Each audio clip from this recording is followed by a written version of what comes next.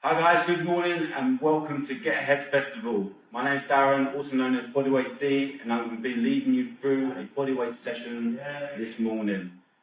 We're going to be covering mobility, strength and HIIT. So the first thing we're going to do, really important, is we're going to warm up our wrists. So we're just going to take it down to the mat.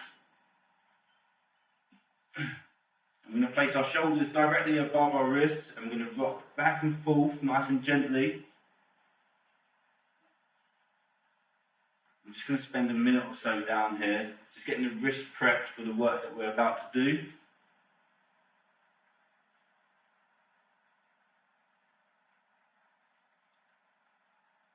I'm going to turn our hands out so they're facing to the side. I'm going to rock from side to side now.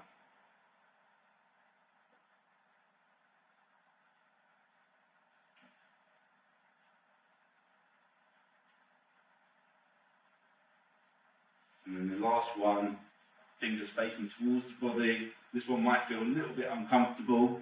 Just take it easy. You're going to rock back towards your heels, just nice and gently, till you feel the stretch in the forearms. Try and keep the arms as straight as possible. I'm just going to do a few more of these, and we're going to get into our warm-up. 3, 2, and 1. Excellent. Okay, shake out the wrists. Okay, right. Great. So guys, the first two exercises we're going to do. First one is cat and cow for our spine, and then we're also going to do some table rocks to work some mobility into the shoulders. So cat and cow, we're going to come into our all fours position. Again, shoulders over wrists. We're going to push the ground away to round the upper back. And then we're going to squeeze our shoulder blades in together. We're going to do this 10 times. So that's 1 already. 2. 3. 4. 5. 6. 7, 8, 9, last one, 10, good. Okay, let's come onto our butt. We're going to have our feet in front of us, hands behind, facing away from the body. We're going to keep the arms straight, and we're going to engage our glutes so we push our hips up towards the ceiling. It's going to look like this. We're here. And back down towards the floor. Go up and down. Again, we're here for 10 reps. This is number 3. It's really important that we engage the glutes as we come up and then back down. This is number 5. So you should be feeling a bit of a stretch in the front of your shoulders as we come to the top. 8, last 2, 9, and 10. Good. Okay. Awesome. So that's our 2 exercises. We're going to repeat those exercises 2 more times. So let's come back onto our hands. You know the movement now. Arms straight, push up, round the upper back, and squeeze the shoulder blades together. Nice steady tempo.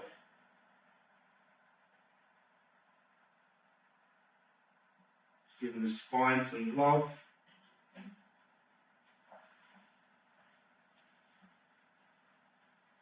That's 5.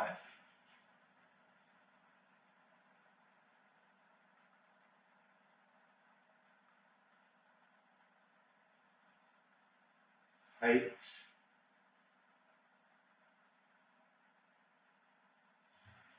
And 10. Good. So come back to our table rocks.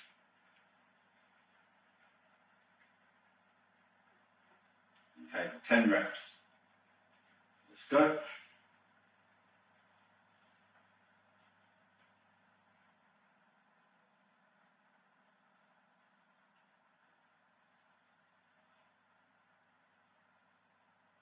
Halfway now. This is 5. 6.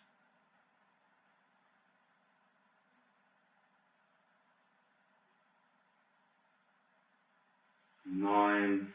And last one. 10. Good. That's 2 sets down, 1 to go. We go straight in, just warming up here. Back into our cat and cows.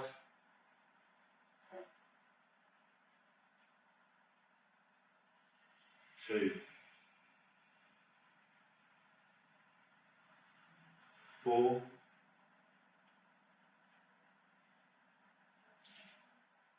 6.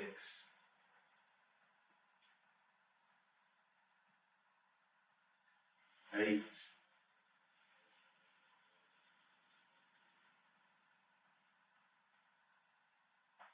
10. Good. Okay, this is our last table rocks. You know the drill.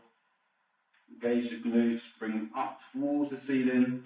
Get as high as you can, nice and parallel if possible. And we're here for 10 reps.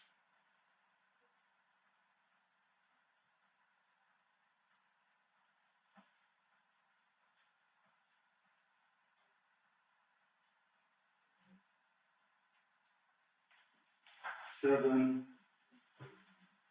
8, 9, and 10. Excellent. Good. Shake out the arms. We're going to come to our feet. So now we're going to start our second set of exercises.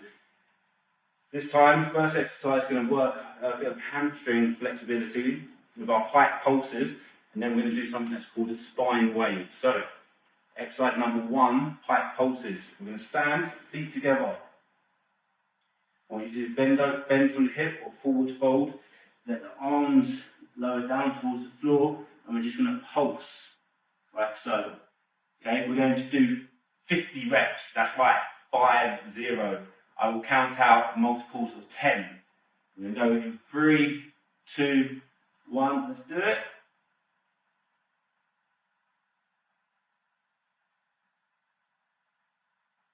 10.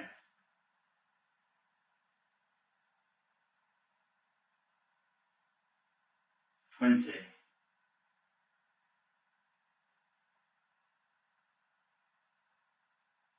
30.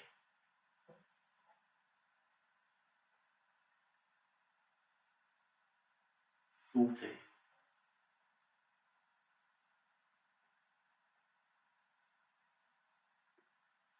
50. Good. Slowly come up to the standing position. Okay, good. So as I said, our second exercise is something called spine wave. Now, we're going to come back to the mat, and the starting position is what we call a loaded beast. Essentially, you're going to have your hands flat on the mat. We're going to be on our toes. We're going to push back towards our heels. This is our loaded beast position. And then we're going to push forward with the toes as we round through the upper back into our plank position. Then we're going to drop the hips towards the floor. And then we're going to reverse the movement by pushing up through the upper back and waving back towards our starting position, like so. We're going to do 10 reps. It's going to be quite tough, but I think you guys have got it. So let's go. Loaded beast. Push, push, push. Hips down towards the floor and back up. So that's 1.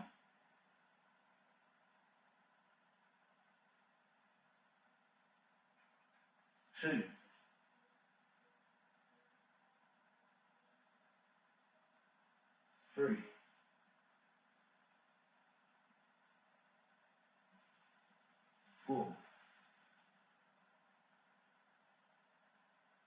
5. So our arms stay straight the whole time.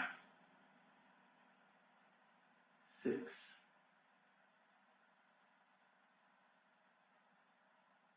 7. 8. Last 2. 9. And 10. Whew. I don't know about you, but I can definitely feel that in the quads. Okay, so back to our quiet pulses. Feet, remember, feet together. Forwards fold. And we're down, pulsing.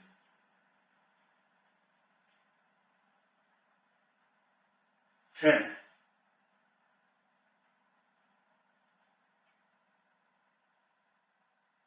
20.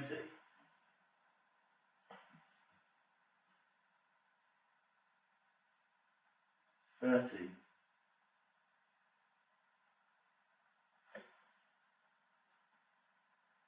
40.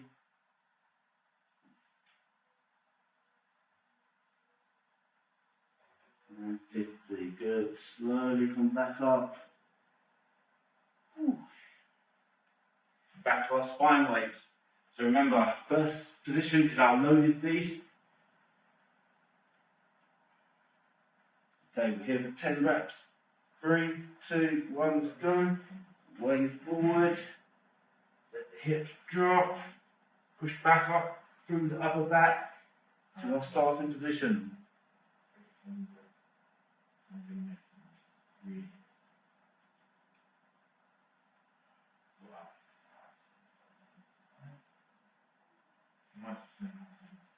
Three.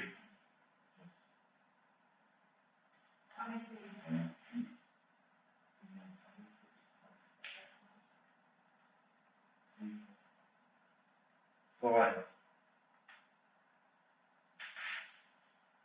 4.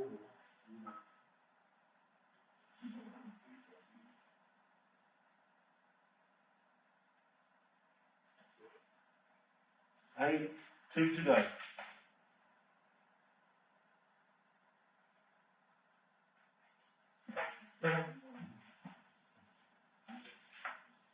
And 10, good. Good work, guys. That's 2 sets down. 1 more to go. Grab a little sip of drink if you need it. And go straight back in. Okay, 5 pulses. Forward fold.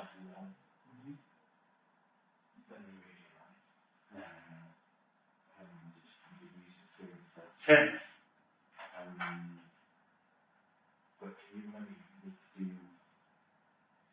20.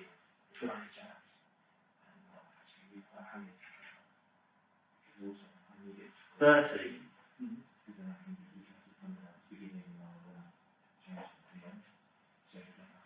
40.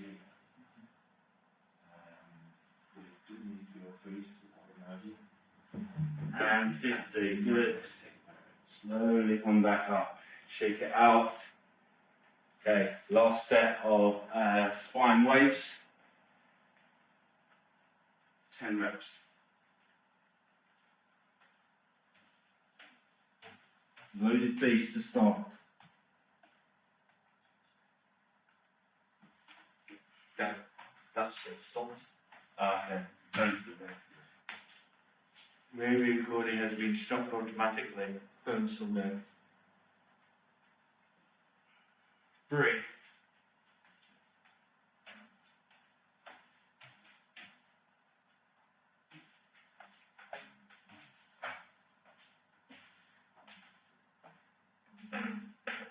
5. Okay, 5 to go.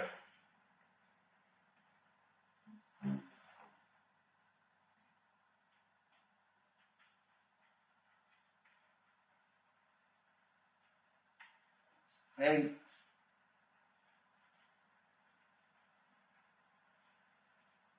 9, last one. And 10, good. Whew. Okay, so we've got 2 more exercises for our warm-up before we move on to some strength work. So, first exercise is what we call good mornings.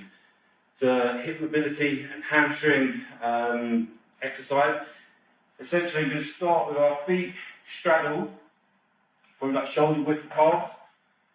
Your feet want to be facing directly forwards. Now, we want something that we call anterior pelvic tilt. So think about sticking your bum out, that kind of Instagram model kind of pose. And then we're going to try and keep our back as flat as possible as we hinge forwards until we can't maintain a flat back anymore. Then we come back up. That's the drill. That's 1, we're going to do 10 reps again. 2, you should feel at the bottom of your hold, or the bottom of your range, you should feel this stretching your hamstrings. That's 4.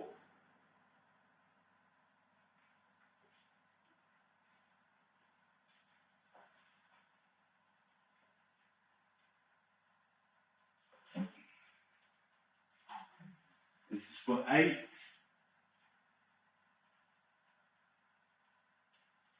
9, 1 more. 10, good. Next exercise is real easy. What we're going to do, feet slightly straddled, and we just do some hip rotations, okay? We're going to do 10 each way, just showing our hips a bit of love. 6, 7. We're going to change direction. You can make these rotations as big as you want, okay?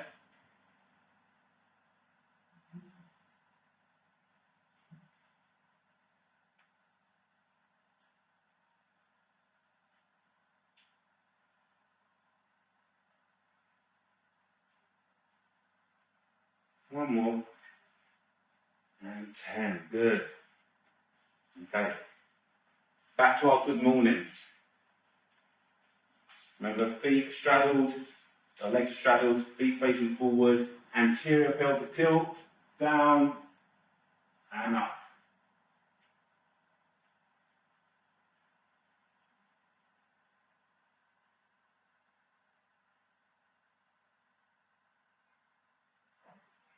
Five.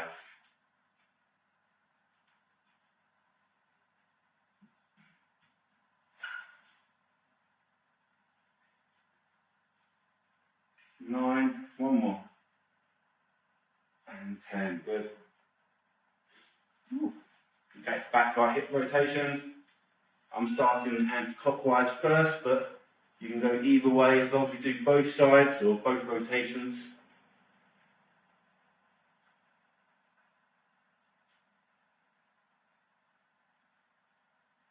Change direction.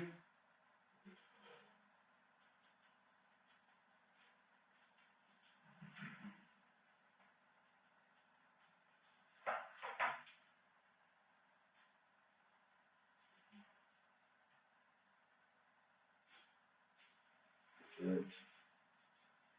Okay, this is our final set of good mornings and hip rotations, and then we're going to get into a bit of strength work. So, good mornings in 3, 2, 1. Make sure you've got that anterior pelvic tilt. Try and keep the back as flat as possible. Even if that means you're not going down too far, that's fine. As long as you're feeling the stretch in your hamstrings, that's what we want. That's 6.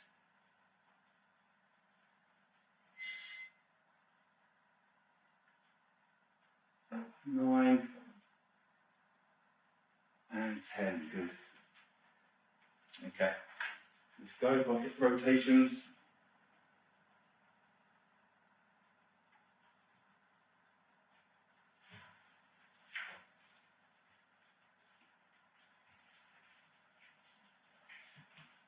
Change direction.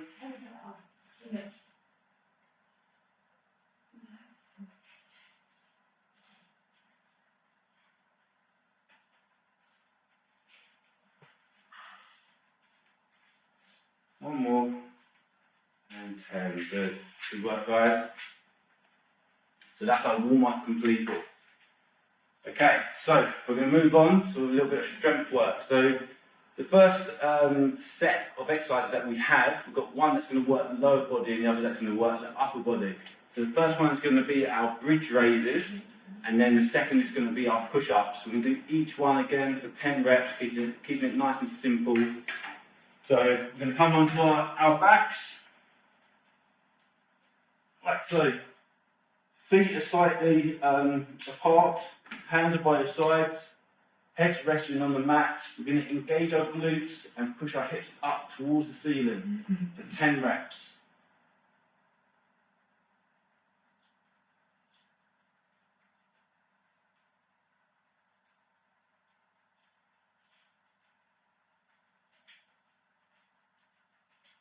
Seven, make sure you're engaging the glutes as you push up towards the ceiling. 9 and 10, good. Okay, so the push-up. I'm going to show you two variations for this. The first one, if you're new to push-ups, I'd suggest you do this one, which is going to be kneeling push-ups. So we come onto our knees, our shoulders are above our wrists. Like so, we're going to engage our glutes and think about, there's a thing called posterior pelvic tilt where we tuck the tailbone under. Essentially what we're trying to do is maintain a straight line throughout the body. We're going to be here, we're going to bend at the elbow so that the elbows go back, okay, not flaring out. We're going to go back, we're going to lower it down towards the floor and push back up. If that's too difficult, you can bring your knees closer into the body and again, down and up. I'm going to perform in a regular push-up, the same thing, but you're just going to be up on your toes. So we're going to do 10 reps, and we're going to start now. 1, 2, 3, 4, 5, 6, 7, 8, 9, and 10. Good work, guys. Let's slowly transition onto our backs for our second set of bridge raises. Okay, so hands by the sides. We've got 10 reps to go. Let's do it.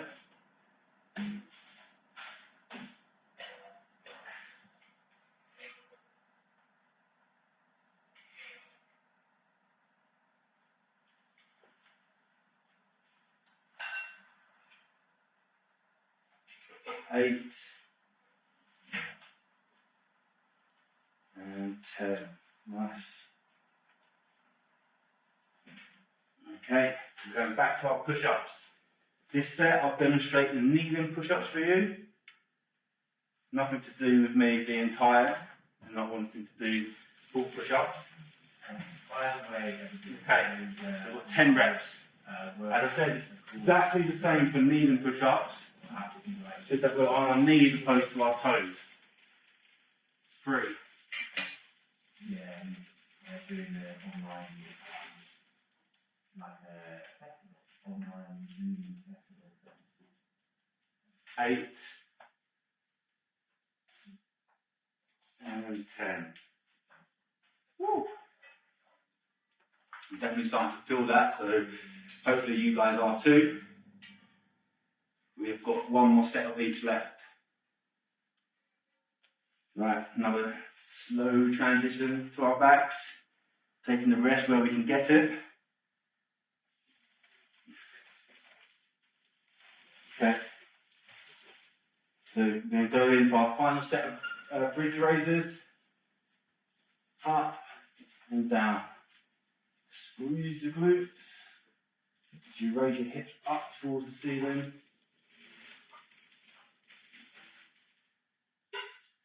5.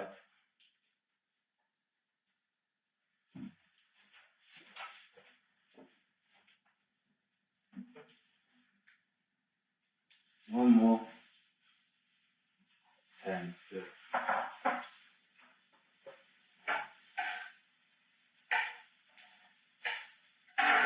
Final set of push-ups for 10 reps.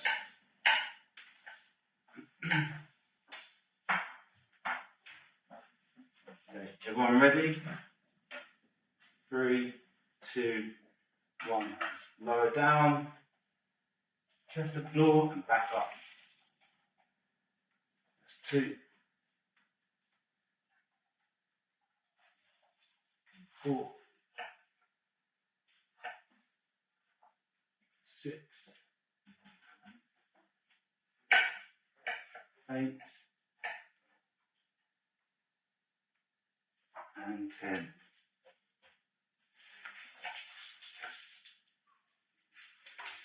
Okay. So, what we're going to work on next is our core. And by core, I don't just mean our abs. I mean we're going to work all of it. So the core is made up of our abs, we've got a side core, we've got the posterior side of the body. So we've got 3 exercises that we're going to work. First one is what we call hollow body hold, which comes from gymnastic strength training. Then we're going to work our reverse plank and our side planks. So each one's going to target a different area of the core.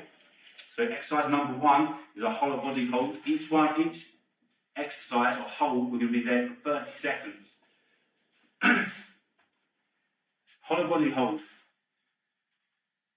The progression that we're going to use today is a slight easier progression than the whole hollow body hold. But what we're going to do is bring your head and shoulders up off the floor, extend your arms, and then we're just going to leave our legs at around 90 degrees. And we're just going to hold here, okay, for 30 seconds. Our lower back should be pushing into the mat. If it's not, bring your knees closer into the chest. You'll be pleased to know that we've already done 10 seconds.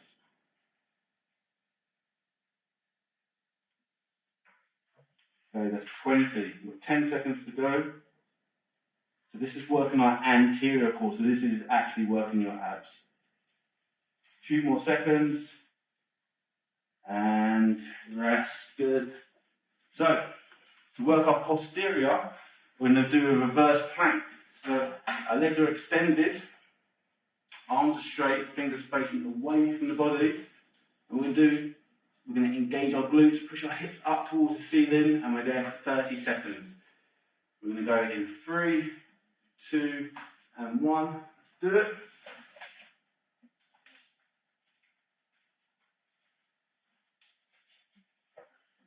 Think about having a nice proud chest, squeezing your shoulder blades together, arms stay straight, and we're engaging our glutes for the whole, or the entire hold.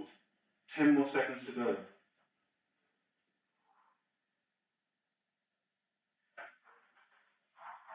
3, 2, and 1, and down. Good. So we've done our front, we've done the back, now we're going to do the sides. So we come onto our right forearm, extend the legs. I like to place the top leg over the bottom leg, and we use it as a base. And we're going to push into our forearm and elbow, rotate so that you're nice and straight. I'm going to hold here for 30 seconds. Think about pushing your hips up towards the ceiling, and you're going to feel your obliques, the side of your core, working to help you maintain this position.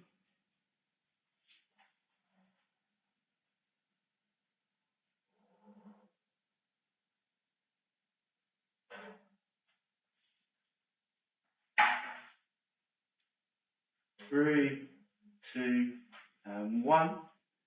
Obviously we've done the right side, so of course we've got to do the left. So a quick transition. Okay, same thing. So what I meant about keeping the body straight is we don't want to be all kind of caved in here. Rotate round, so you've got that nice straight line.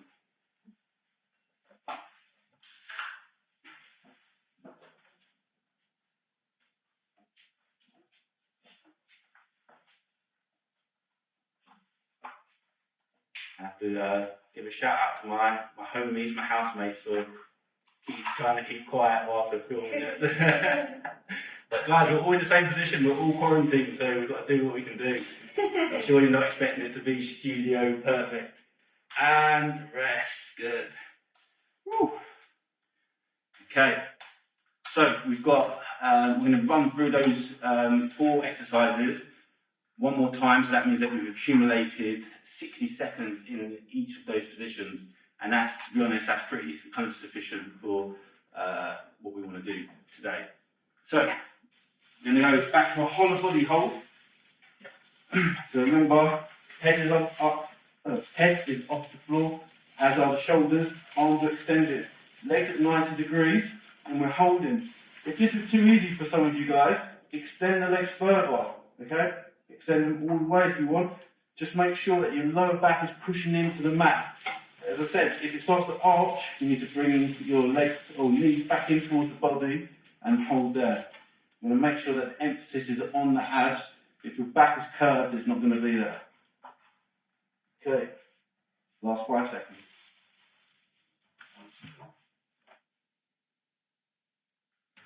And relax. Back to our reverse plank. Arms straight, heels on the floor. Engage the glutes, push them up towards the ceiling. Squeeze the shoulder blades together. And we're holding here. So when you're performing holds, it's important that you check in with your form every now and then, because as you're holding and maybe your concentration goes, so does your form, so you might find your hips start to sag. You need to check in, make sure, oh, okay, I need to engage my glutes again and keep them raised up towards the ceiling. We want to make sure that we're getting the most out of this time whilst you're here. And relax. Whew. Okay, so that's 2 down, 2 to go.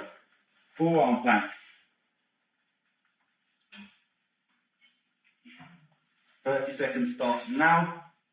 We're on the right side, start.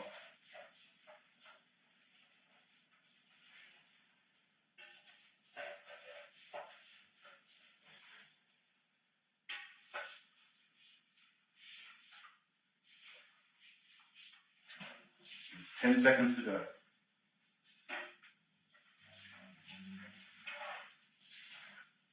3, 2, and 1. Down. We go to the left. Okay, we are up. So this is our last hold before we move on to the next stage. Remember, we want our hips pushing up, up, up. Don't let them fall down towards the floor. 10 seconds to go.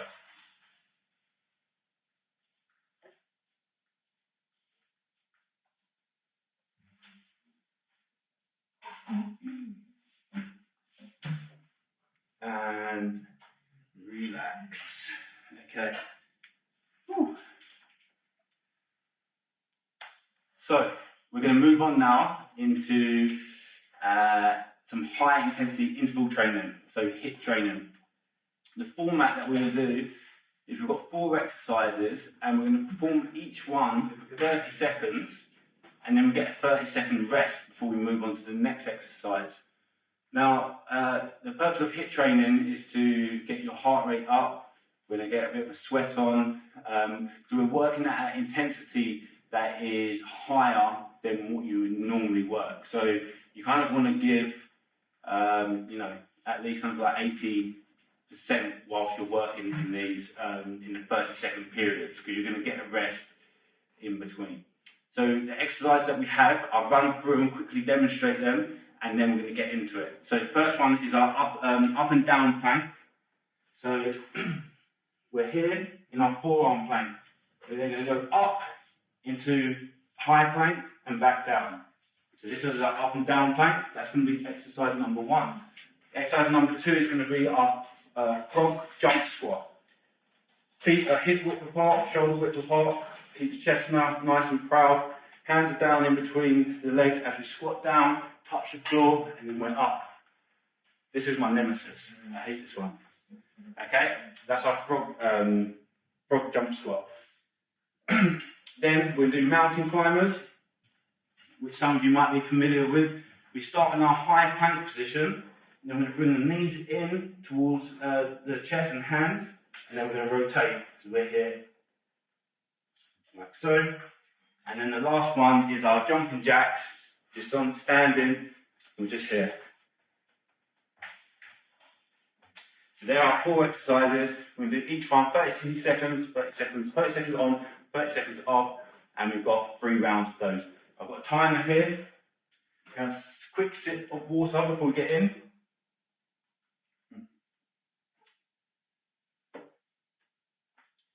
Once I hit this button, we've got 10 seconds, and then we're going to go straight in. So get into your forearm plank position, and we're going in 10 seconds. Right, time to work hard. You'll hear the buzzer, and that means we go. Right, so up and down.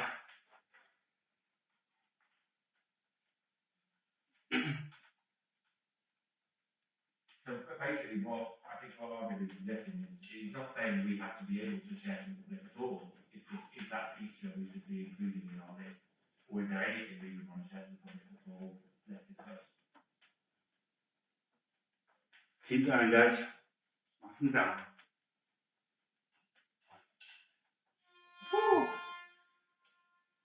So now you've got 30 seconds rest. So remember, our next exercise is the frog jump squats. I'm going to sit here and take my rest whilst I can. I think you should do the same. But we're going in 10 seconds and we're back in. So let's come to our feet. Like I said, this is my nemesis. Really gets the quads burning. Let's go.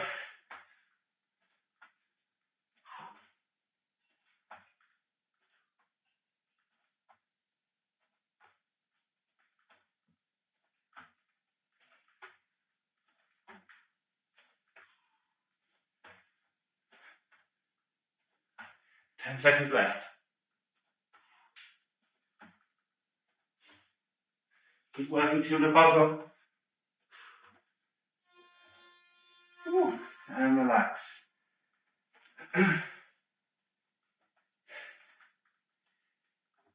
Okay. So exercise number 3 was our mountain climbers. So make sure when you perform these that you keep your shoulder over your wrist, okay? And don't have your hips too high. Right, get in position. 3, 2.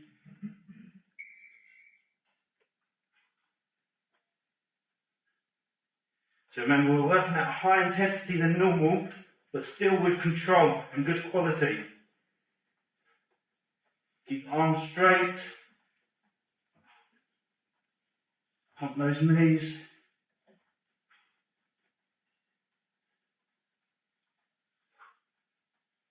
Good work, guys. Keep going. And rest. Okay. Jumping jacks is up next.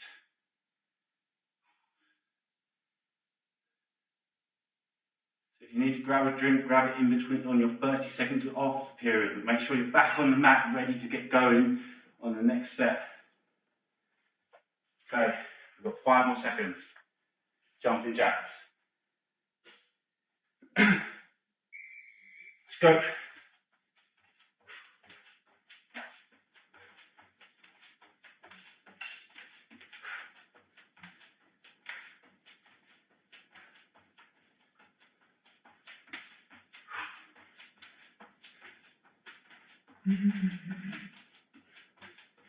All the way to the buzzer.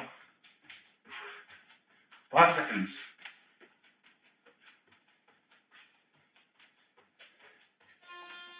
And rest.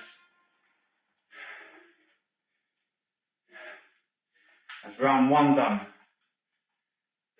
2 more rounds to go.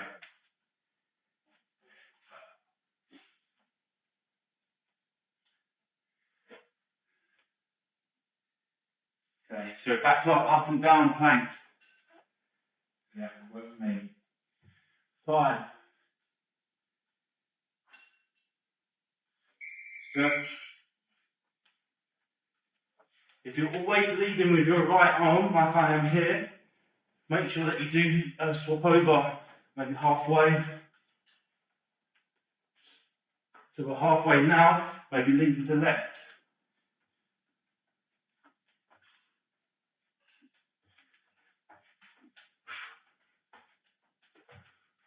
Five seconds to go.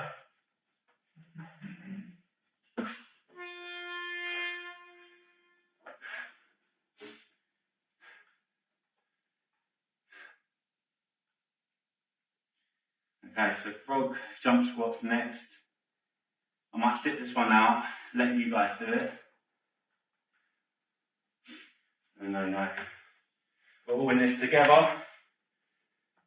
If you can do it, I'm going to do it. Last 3. Let's go.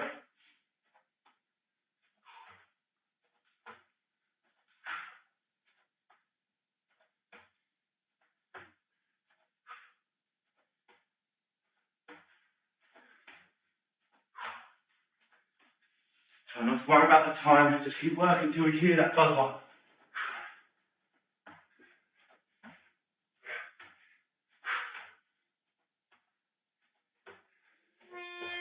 Ah.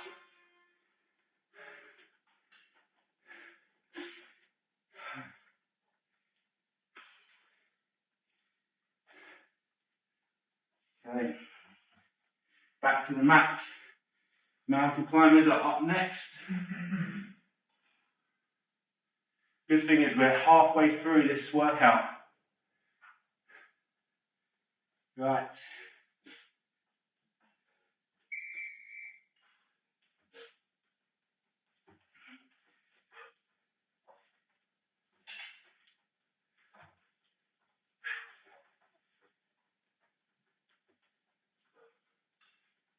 "15 seconds in.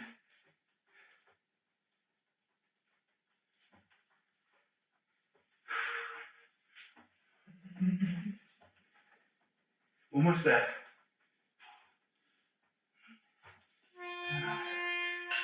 And rest.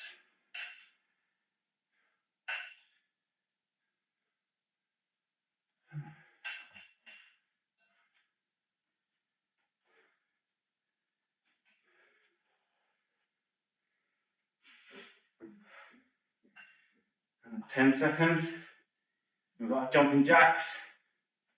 And that'll be the end of round 2. Okay, let's do it.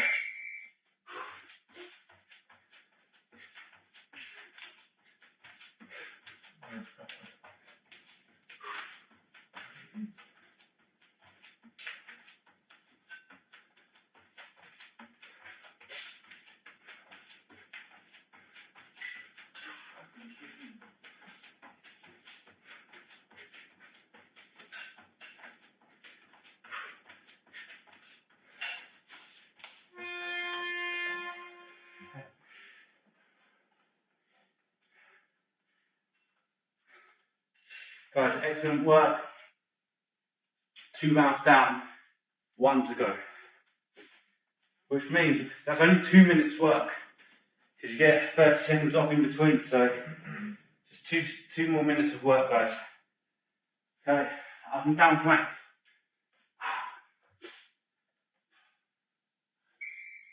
Go.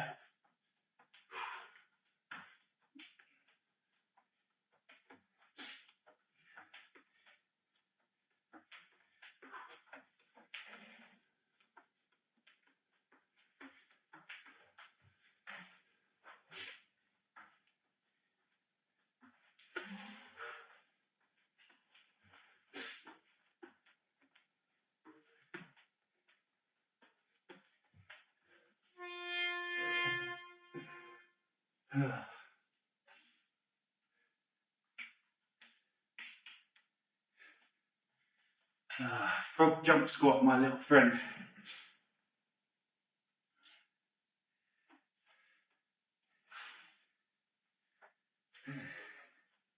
Okay, we all know what we're doing now.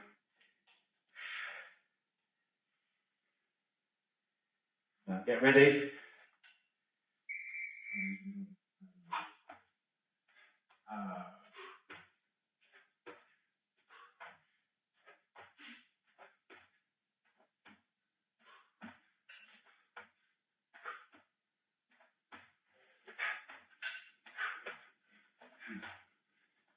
10 more seconds, guys. Keep working.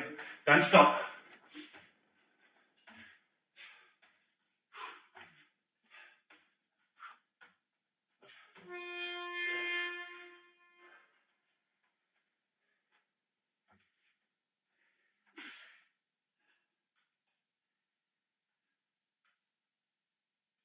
Yeah, I mean, I think Last two exercises. visual universe that people will look at, but the fact that Mountain climbers is up next. it's about what they should be eating, Geoff really is a Okay, 5 seconds. very target. Let's do it.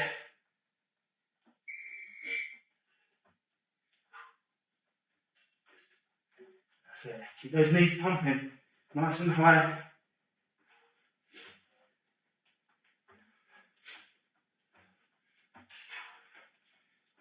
Arms stay straight. Got 10 seconds to go. Keep working. Almost there. Last 3 seconds.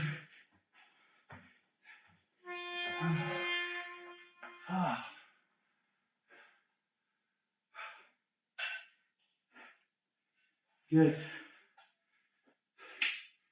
The good news is we are 30 seconds away from finishing. All we've got to do is get through our jumping jacks now, and we are done.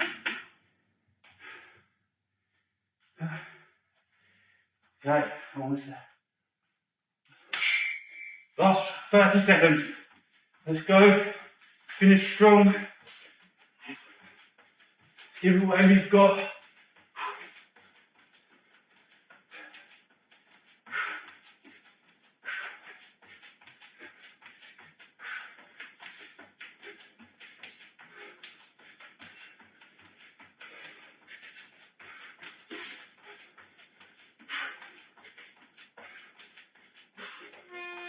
And relax. Let me stop this. Okay, take some deep breaths. In through the nose, out through the mouth.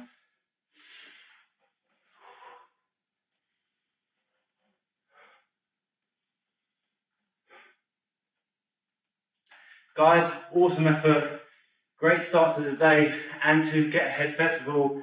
Thank you for joining me, Darren, also known as Bodyweight D. It was my pleasure. Enjoy the rest of the festival and I'll catch you guys soon. Peace.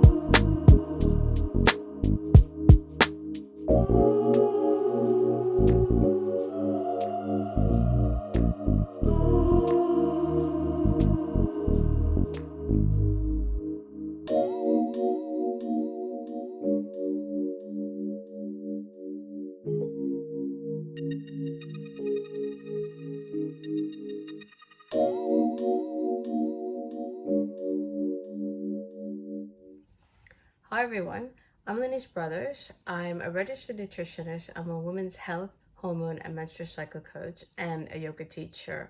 And today I'm going to talk to you about how you can use diet and lifestyle changes to boost your physical and mental resilience. It's a really important topic to talk about right now because we're in the middle of a global pandemic and lots of us are looking for ways to help manage the stress that we're feeling at this time to all the rapid changes that we're having to deal with, whether they're physical, emotional, work changes, family changes, lots of changes happening around us. And what I'm going to talk to you today will give you the tools to help you deal with these changes in a better way. So my background, so let me tell you a little bit about my background. I spent 15 years working in advertising, uh, traveling a lot, using alcohol to help me unwind at the end of the day, coffee to help me get going in the morning. And by the end of my time working in advertising, I just felt completely burnt out. I was burning the candle at both ends, and I just felt like something had to give. My wasn't feeling very resilient at all. My ability to deal with everyday changes just had gone from a very high level to a very low level. And so I can relate to how many people are feeling right now. They're just feeling like a lot of stress and not really being sure how to manage that stress very well. So if you think about how you might be feeling right now, just make a note if you feel stressed, physically stressed in this moment right now. And then think to yourself how you manage that stress right now. Do you just kind of roll through it? You just take a note of it and you don't roll through it? Or is it, and this is something that I see with many people, where they're not even aware of how stressed they actually are. And sometimes, and actually I see this very, very often, is that people are more stressed than they realize. So I'm going to be walking you through different things that you can do to build habits that will help boost your resilience and help you better manage stress.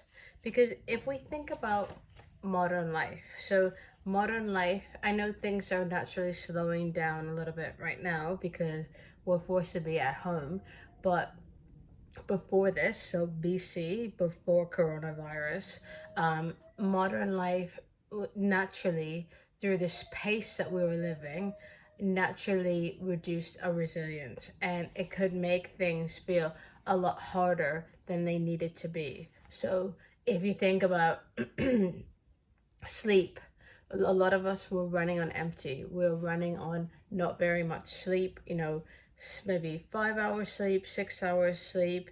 And we need sleep. We need regular sleep and regular wake up time and bedtime to help our body manage stress better. Lack of physical activity. So think about, I know it's really interesting now, our government is saying we can take 1 hour of exercise every day. And I'm seeing more people outside riding bikes, running on scooters, doing HIIT exercises in the park. And so it feels like more of us are actually taking physical exercise. And we've got Joe Wicks leading the nation in PE lessons every weekday morning at 9 a.m. More of us are actually taking more exercise than probably we used to, because the average person would probably get up, get in their car or get on the tube, go to work, and then do the same, and not really very much exercise in between, or even just physical movement, just sitting in a chair for most of the day. Stress can reduce our resilience. So chronic stress, where we just feel this low level of anxiety and stress all the time, because some stress is fine, but it's when we feel it all the time, it makes us not bounce back as well as we can. And then from a food perspective, a lot of us, again, we're cooking more because we have to stay at home. But prior to this, there's definitely a case of overfeeding. So food has been never easier to get. Before BC, before coronavirus, we could go to Pret, we could go to Sainsbury's, we could go to Costa, we could go lots of different places to get things to eat, but we're not necessarily giving us the things that we need to nourish our bodies. So we call this being overfed but undernourished. And all of this leads to a slate of inflammation, where our immune system is chronically turned on. Our immune system, it needs to be turned on some of the time in order for us to fight things like viruses, bacterial infections. If we have a cut, and that whole healing process, that is inflammation, that healing process there. But because of the lack of sleep, the lack of physical activity, chronic stress, and undernourishment, that leads to a state of chronic inflammation in the body, and that increases a hormone called cortisol, and then it can have negative effects on our health. So how do you increase your resilience? Well, it's really about looking at building healthy habits in 4 different areas. And you build these habits that in a way that you can then have them working at an unconscious level, and they last over a lifetime. So habits around food. So what do you eat at each meal of the day? We generally eat 3 meals a day. Every meal is an opportunity to nourish yourself and add some goodness into your body. Sleep. We spend, I think it's something like 40% of our lives sleeping. How do we get the best quality sleep so that when we wake up in the morning, we feel great and we are able to bounce back better from stressful situations during the day? Physical movement. So how do we not necessarily think, okay, we need to go to the gym once all of this is over, go to the gym for an hour a day? But no, how do we build in gradual movement throughout the day that would then help build our resilience?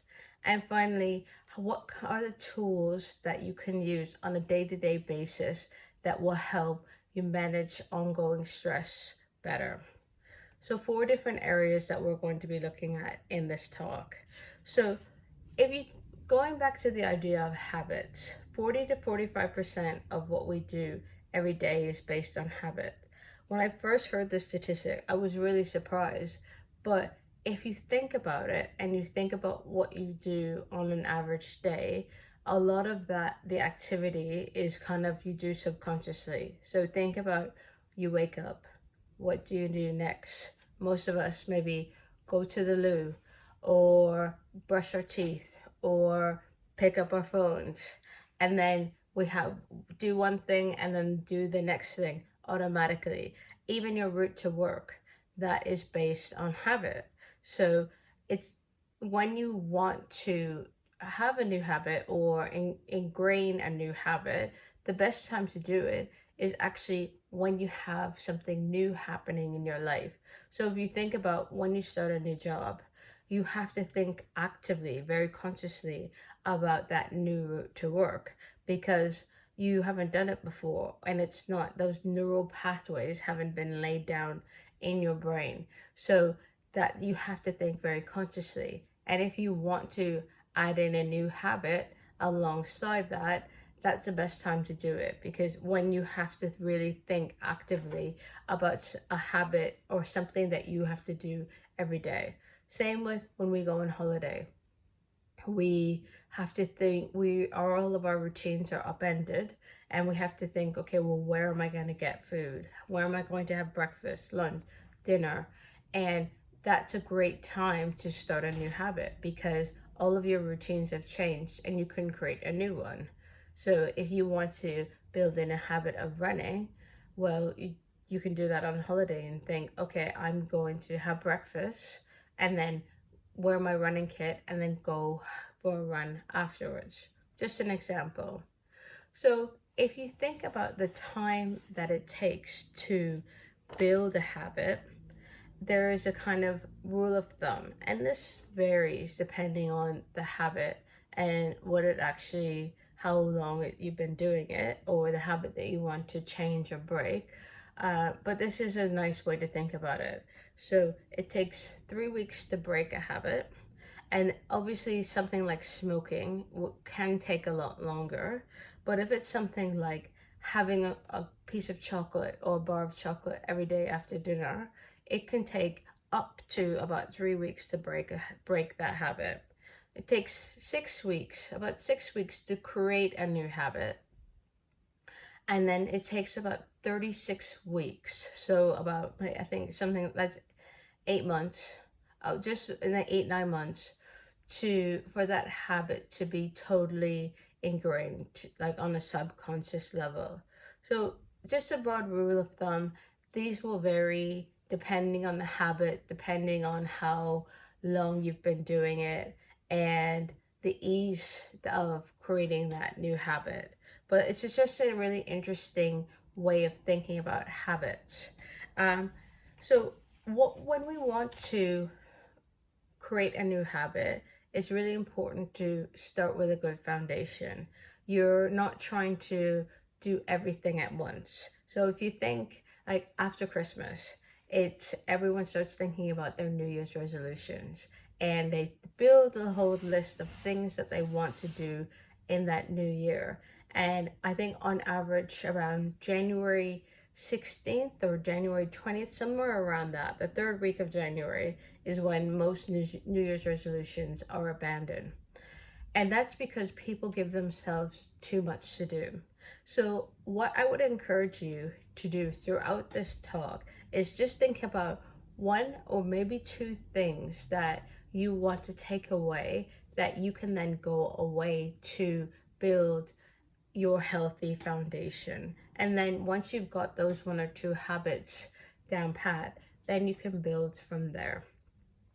So starting with a healthy foundation, you can use better habits to boost your memory, deal with stress, and reduce brain fog. So I'm going to go through 5 different areas that we can use to start to build that foundation. So eating real nourishing food. So thinking about when we go to the supermarket, we're shopping on the perimeter of the supermarket, and because that's where, generally speaking, most of the perishable food is held. Then prioritizing good sleep as much as possible. You know, some people watching this might be working night shifts, so some people might have young children who wake them up at night, and so it's just really thinking about within the parameters of your life, how can you get the best possible sleep? Get moving. How can you add more movement into your life? How can you manage stress better? So I'm going to show you some breathing techniques that you can do anytime, anywhere to help you manage stress in the moment. So let's talk about food, eating real nourishing food. So the food writer, Michael Pollan, he has this amazing quote, and I like to use it as a good rule of thumb. He says, eat food, not too much, mostly plants. And so that what I'm saying here is not encouraging everyone to become a vegan or vegetarian, because that doesn't work for some people. You know, no diet, there's no one size fits all when it comes to diet, and you have to do what's best for you. But generally speaking, most of us do better when we add more plants into our diet. And what's great is if you think about your plate and you break it up into different areas, you're thinking about how can you add more good quality fats into your diet, more fiber, more greens, more high quality proteins. So think about those 4 areas in terms of how you can nourish your body and how you can eat in the best way possible for you. And so research shows that when we eat like this, it has an impact on our ability to remember, our cognition levels, and it reduces brain fog. So research also shows that a sugar-laden diet can lead to reduced memory, and it can reduce brain volume. So, you know, we want our brain to work as best as possible, don't we? So in terms of what I mean when I say eat more greens, eat more fiber, it's really about thinking about how you can add more vegetables and more fruit into your diet every day. And this really is about starting with one meal and then moving on from there. So if we think about breakfast, we think about what a portion of vegetables or fruit is, and that's about 80 grams.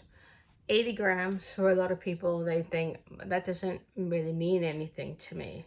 But if I think about what that means in an actual meal, then it's a bit different. So an 80-gram portion of avocado is half an avocado. What can you do with half an avocado at breakfast? So you can add it to a smoothie. So then you have half an avocado in a smoothie, and then you have 2 handfuls of maybe blueberries or raspberries. Then maybe you have 4 heaped tablespoons of kale. Maybe you have a medium banana. So that's already 4 portions of fruits and vegetables at one meal. say you have an omelet for breakfast. So you might have some avocado, half an avocado on the side. You might put 2 heaped tablespoons of spinach. Maybe you chuck in some mushrooms. So you chop up about 3 or 4 large mushrooms and you put that in the omelet. Maybe you put some asparagus in there. That's already 4 portions. And ideally, it would be great if we could all eat about 7 to 10 portions of fruits and vegetables every day. So 7 portions of vegetables, 3 portions of fruit. But let's see how we can work this on a meal by meal basis. So already, if we get 4 portions of breakfast, we're winning the day already. And then what can you do at lunch? So maybe you have a bowl of soup for lunch, some vegetable soup, and that vegetable soup maybe has lots of carrot in it. It has mushroom, it has onion, it has garlic. Maybe it has some kale in it. So already maybe you're getting 2 to 3 portions of vegetables right there. So we're already up to 7 portions. Then maybe you have an apple for a snack. And then at dinner, you have, say, like a steak. But alongside that steak, you have a big salad with lots of greens, lots of herbs, maybe some tomato, and that's, boom, you're at 10 portions. So thinking about how you can add more fruits and vegetables into your meals, but working it on a meal by meal basis will be really, really beneficial to give you all the nutrients that you need to boost your brain health, reduce brain fog, and just help your body bounce back from stress better.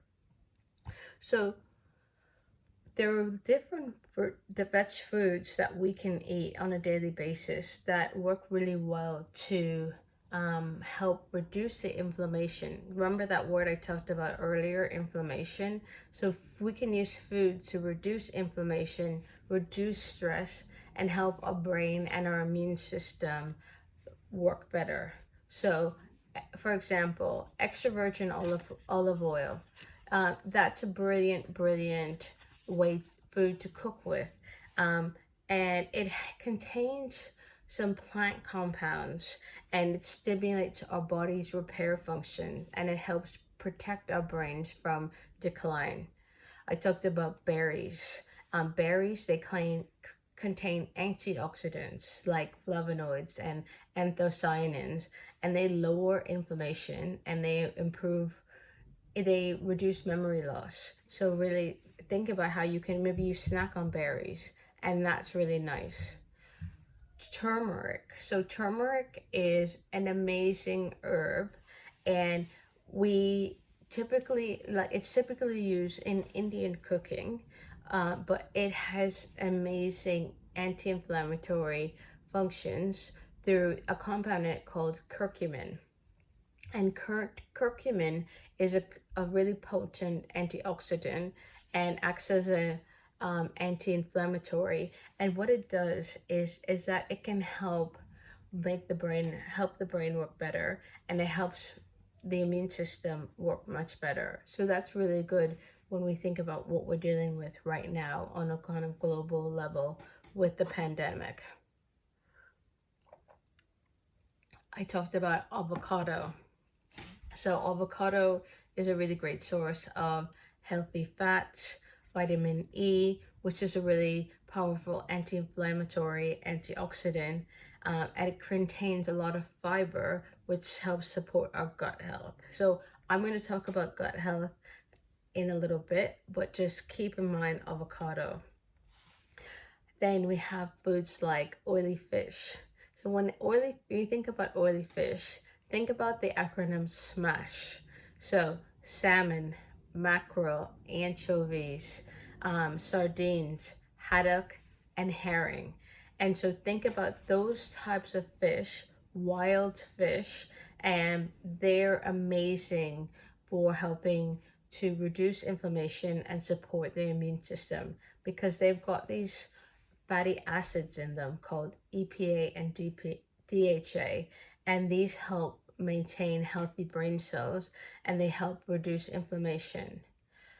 Eggs. I know eggs, people seem to be fighting over eggs a lot right now, and they are almost a perfect food. They contain so many vitamins, like they contain nearly all of the vitamins and minerals we need for the body to function. So eggs are amazing. They've got vitamin D, vitamin B12, zinc, and choline, which is an amino acid that is really important for brain function, learning, and memory. And then we have, if you eat beef, eating the best quality beef that you can afford is really important for brain function and immunity. Beef contains zinc, which is really, really powerful for immune cells and helps them work better. And they also help the brain by increasing the speed of inflammation processing. So you think about all your kind of neurons in your brain firing. You're literally firing on all cylinders when you add in zinc from grass-fed organic beef. So those are some really great foods that you can add in that help boost your immune system, help support the immune system, and help reduce inflammation and help the brain work better. If you're thinking about, okay, well, what supplements can I add in? There are supplements that you can definitely add in. I always recommend starting with a really good diet. So seeing how you can change your meals to add more of these different foods in. I'm definitely an advocate of adding things in first before you start taking things out. But supplements are a really great way to add things in, especially if you're not sure if you're going to always be able to access really great quality food. So fish oil. So if you get a really great quality fish oil with high EPA and DHA, that can be a really great way to support the immune system and to support brain health. You can get a really good probiotic, and that is a really great way of supporting your gut health. So when I talk about gut health, I'm talking about your large intestine and your small intestine, and that's where that contains our gut microbiome, and that's where about 70% of our immune cells are. And we support our gut health by adding in probiotics, so good bacteria, but also eating lots of fiber from fruits and vegetables, because the bacteria in our gut, they feed off of the fiber that we eat. Magnesium is a beautiful mineral that helps support brain health, and it also helps reduce stress, because magnesium is our nature's natural relaxing mineral. And so if you think about when you have like an Epsom salt bath, for example, that is, Epsom salts are packed with magnesium, and they naturally relax the muscles, but they also naturally reduce stress as well. So you can get a really nice magnesium supplement, whether it's a capsule or maybe it's a spray, that can help boost your resilience and reduce stress. Getting a really good multivitamin is a lovely idea because, like I said, we can't always get what we need through food. So a really good multivitamin with lots of B vitamins, so B12, B9, B6, zinc, vitamin C, you can get one with magnesium, iron, lots of different vitamins and minerals, and that just helps give you a little bit of an extra boost as you go through your day. And then finally, one that we're hearing about a lot because it helps support the immune system is vitamin D. So vitamin D, just a note about vitamin D, is that it's actually a hormone, not a vitamin. So we need to be really careful with it.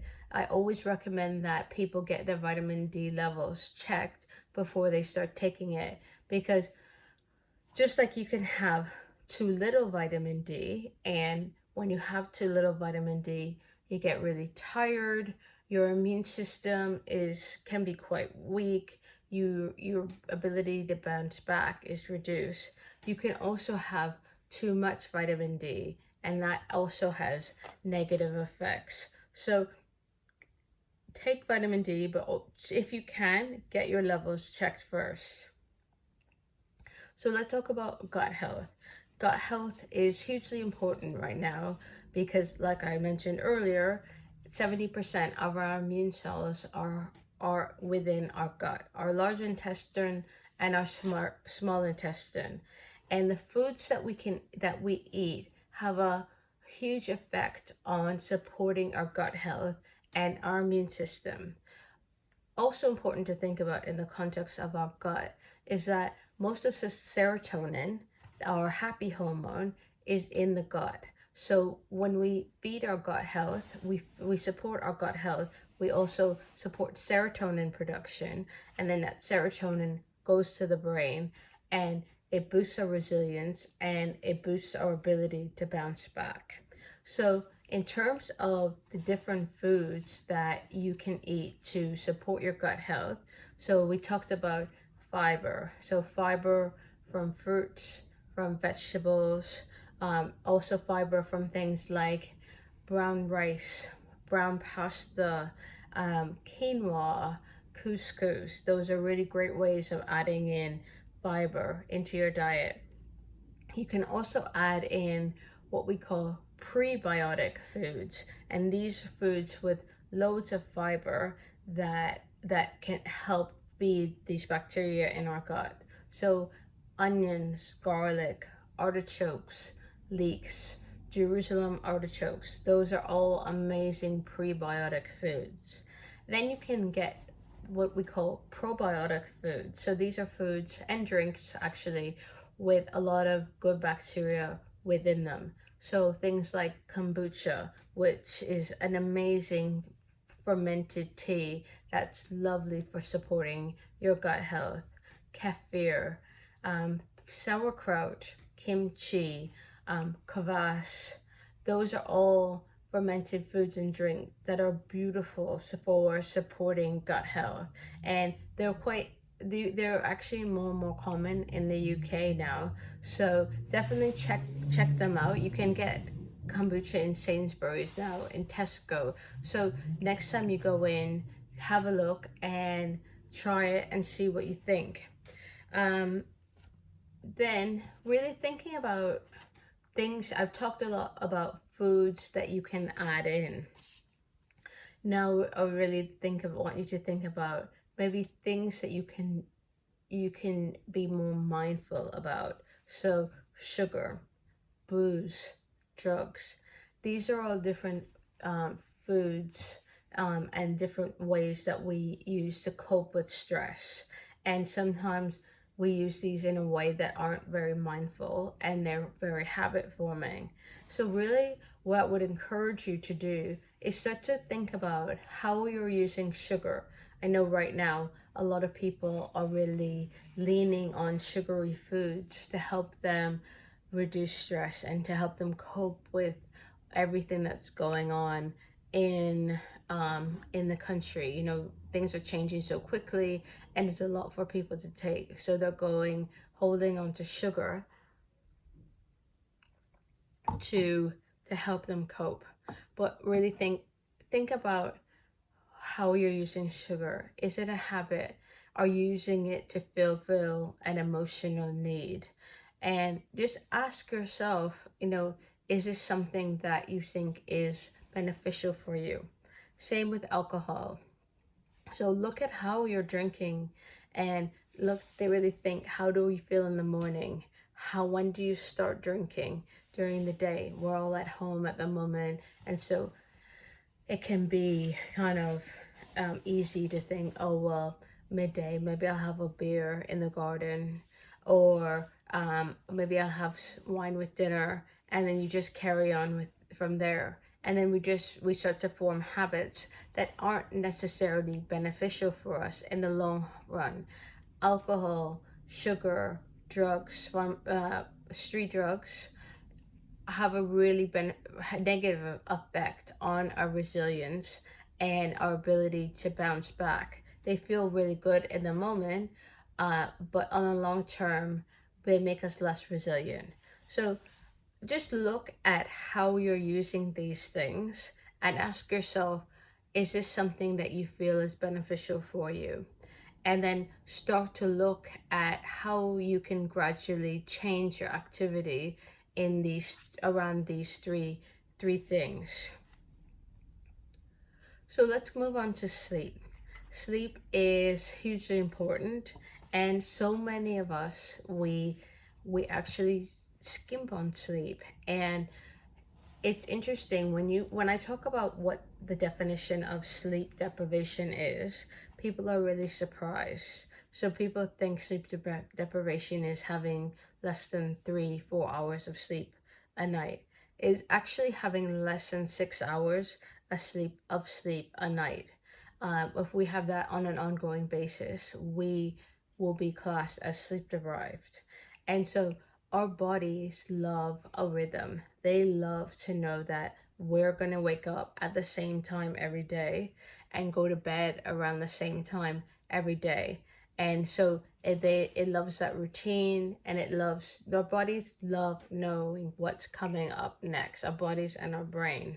We're creatures of habit, even though most of us wouldn't like to admit that. We really are. And so really starting to look at your habits around sleep will help boost your resilience, because more sleep you get and the better quality sleep you get, the better your ability to bounce back on an ongoing basis. So looking at 4 different areas in terms of how you can have better quality sleep every night. So thinking about your bedroom. Is your bedroom what you would call like an oasis? So you go to your room, and does it feel really inviting and a place that you want to be? So something really simple that you can do is, when you wake up in the morning, you can make your bed, so that at least, even if the room is messy, the bed is made and it's something that you want to climb into every night. And then really think about when you were a kid, or if you have children, you had bedtime routine. So you have a bedtime routine for your children, or you had a bedtime routine when you were a child. And I talked about habits and routines, and how our brain really loves that. Our brains love to know what's coming up next. And so a routine is a nice way of helping your brain unwind right before you go to sleep. So think about how you can create. And right now, when we have to be at home, it's a perfect time to create a bedtime routine for yourself. So how can you say to yourself, okay, this is the time when I'm going to switch off the laptop, switch off the TV, put my phone away, and start to unwind. Maybe do some stretches before bed. Maybe you think, okay, this is when I'm going to read a book, or maybe have a bath before bed. And how can you start to signal for yourself that it's time to go to sleep? Because what all of this does is that it helps your body create melatonin. And melatonin is our sleep hormone. So I talked about cortisol earlier, and cortisol is our stress hormone, but it's also the hormone that helps us wake up in the morning. It helps get us up out of bed, and we produce that it goes up throughout the day, and then it gradually declines in most people. And then around early evening, our melatonin levels, they start to rise, and that's what gives us this sleepy feeling. But there's a lot of things that we do that reduce our melatonin production. So think about what you did last night, or maybe you're watching this in the evening. Think about the room that you're in. Is it really noisy? Are all the lights on? Are there lots of screens active? All of this light and the stimulation, it reduces our melatonin production, particularly screens, because they produce something called blue light. And that blue light reduces, when the brain, that hits the brain, it reduces our melatonin production. So we'll not only get not be able to get to sleep as fast, but we won't get as good quality sleep as our body needs. So in terms of a habit around that area, think about how you can create, and this is kind of like a wanky way of saying it, but it's a digital sunset. So the time where you know that all of your screens are going to be turned off. So for some people, they like to say 9 p.m. That's it. I'm going to turn off all of my screens and just start to wind down. They might not be asleep by 9 or 10, but at least they know that's a cutoff, so they do other things. For other people, it might be 10. But as long as you're giving yourself at least anywhere between 30 minutes to an hour before you go to bed, where you give your body a time and brain a time without screens, it would be really, really beneficial for melatonin production and your ability to get a great quality night's sleep. Then think about how much sleep you're getting. So how can you get at least 7 hours of sleep a night, in order, and this amount of sleep is really beneficial, because this takes us above the sleep deprivation limit. So all of these areas around sleep will help improve the quality and quantity of your sleep. So the next area to think about is how you can get moving.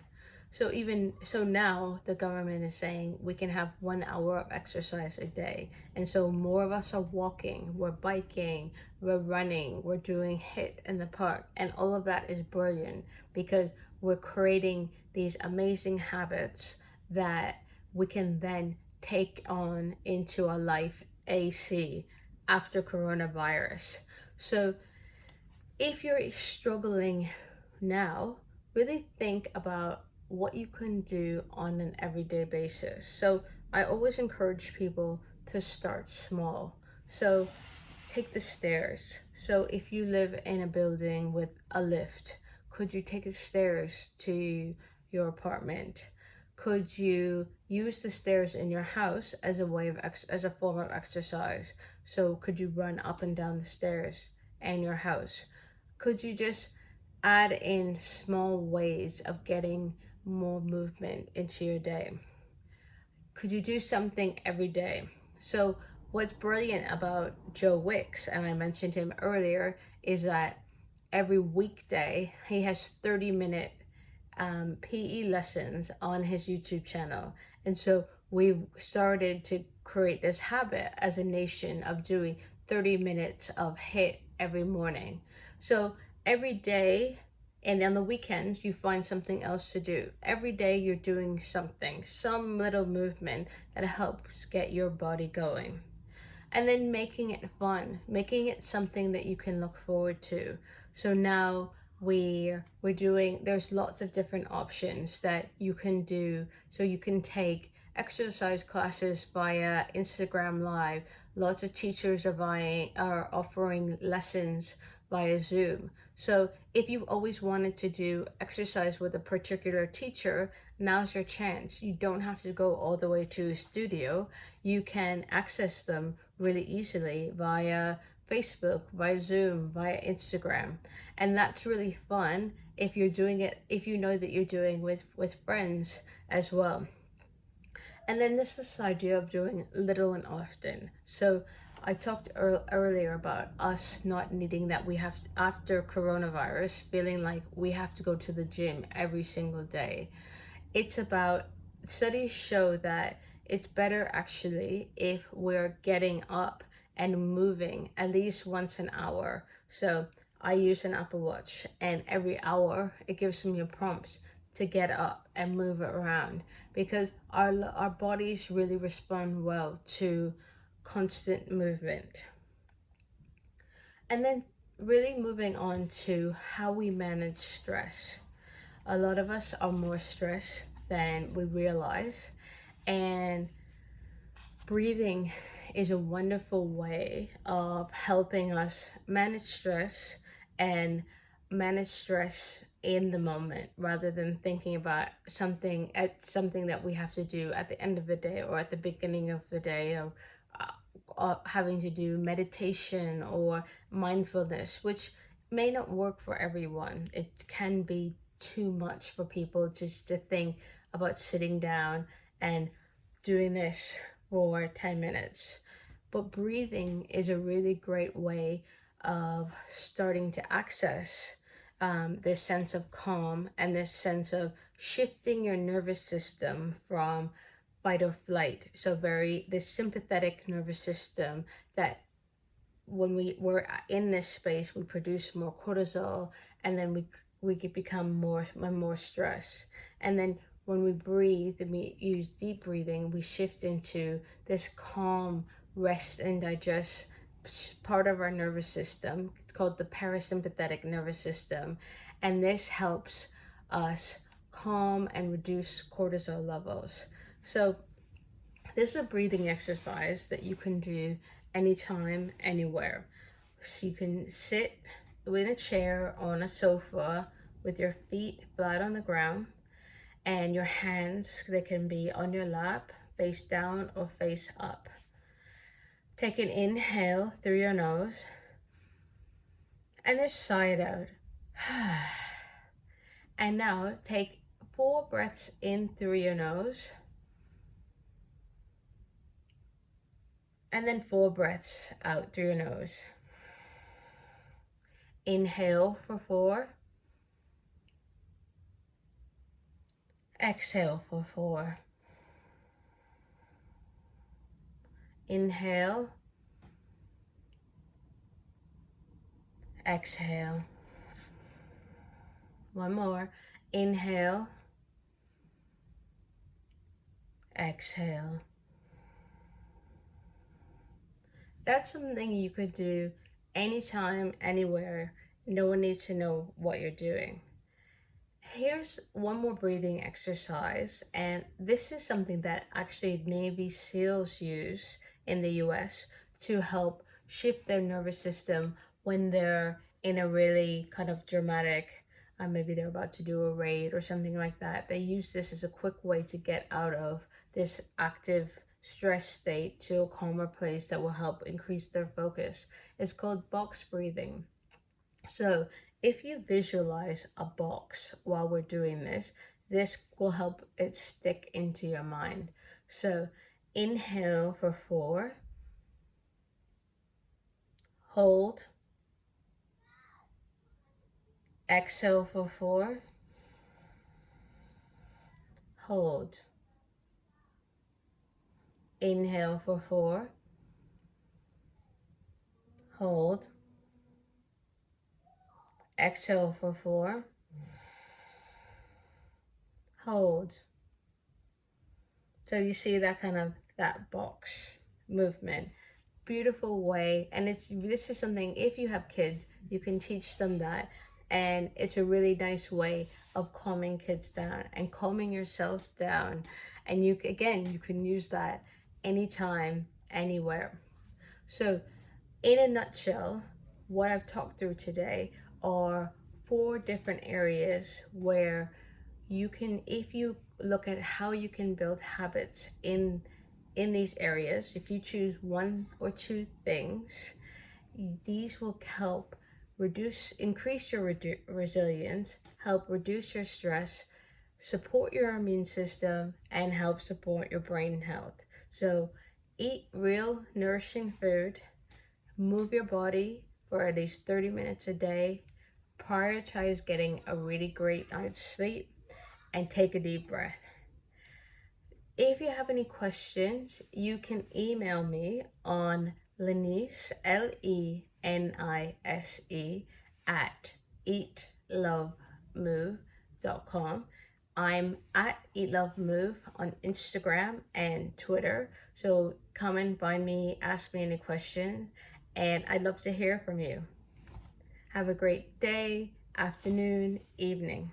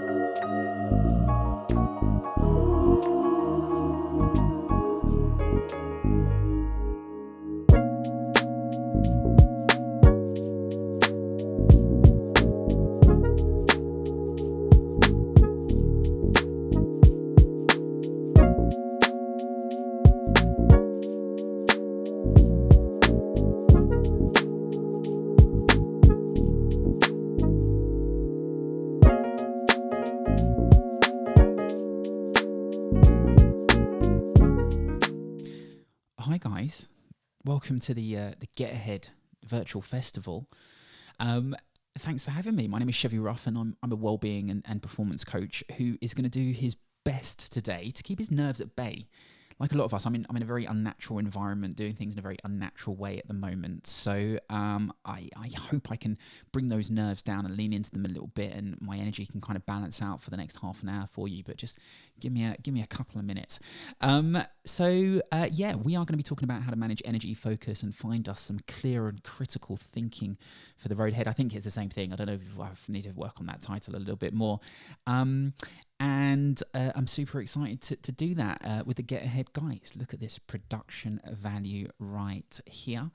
And first of all, whenever I start talking about these things, I like to do my kind of get out of jail free card. And what I mean by that is the subject matter that I talk about from a well-being, health, mental health, stress point of view can be quite a challenging subject, because so many of you have such a broad range, a different range of mental and physical diversity, and we all look at these things through such different lenses. What stress means to you means completely different to another.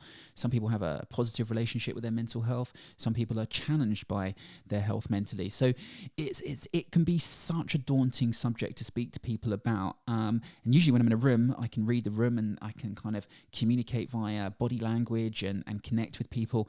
But I get very worried about talking through this medium at the way that you might potentially take some of the things that I say if they kind of hit a nerve, because I try and be very black and white, guys, because there's so much grey area out there. There's so much confusion around kind of tools and mindset approaches, and everyone's got an opinion on it, and I try and cut through and get to the kind of black and white stuff, especially when I've got such a short amount of time with people.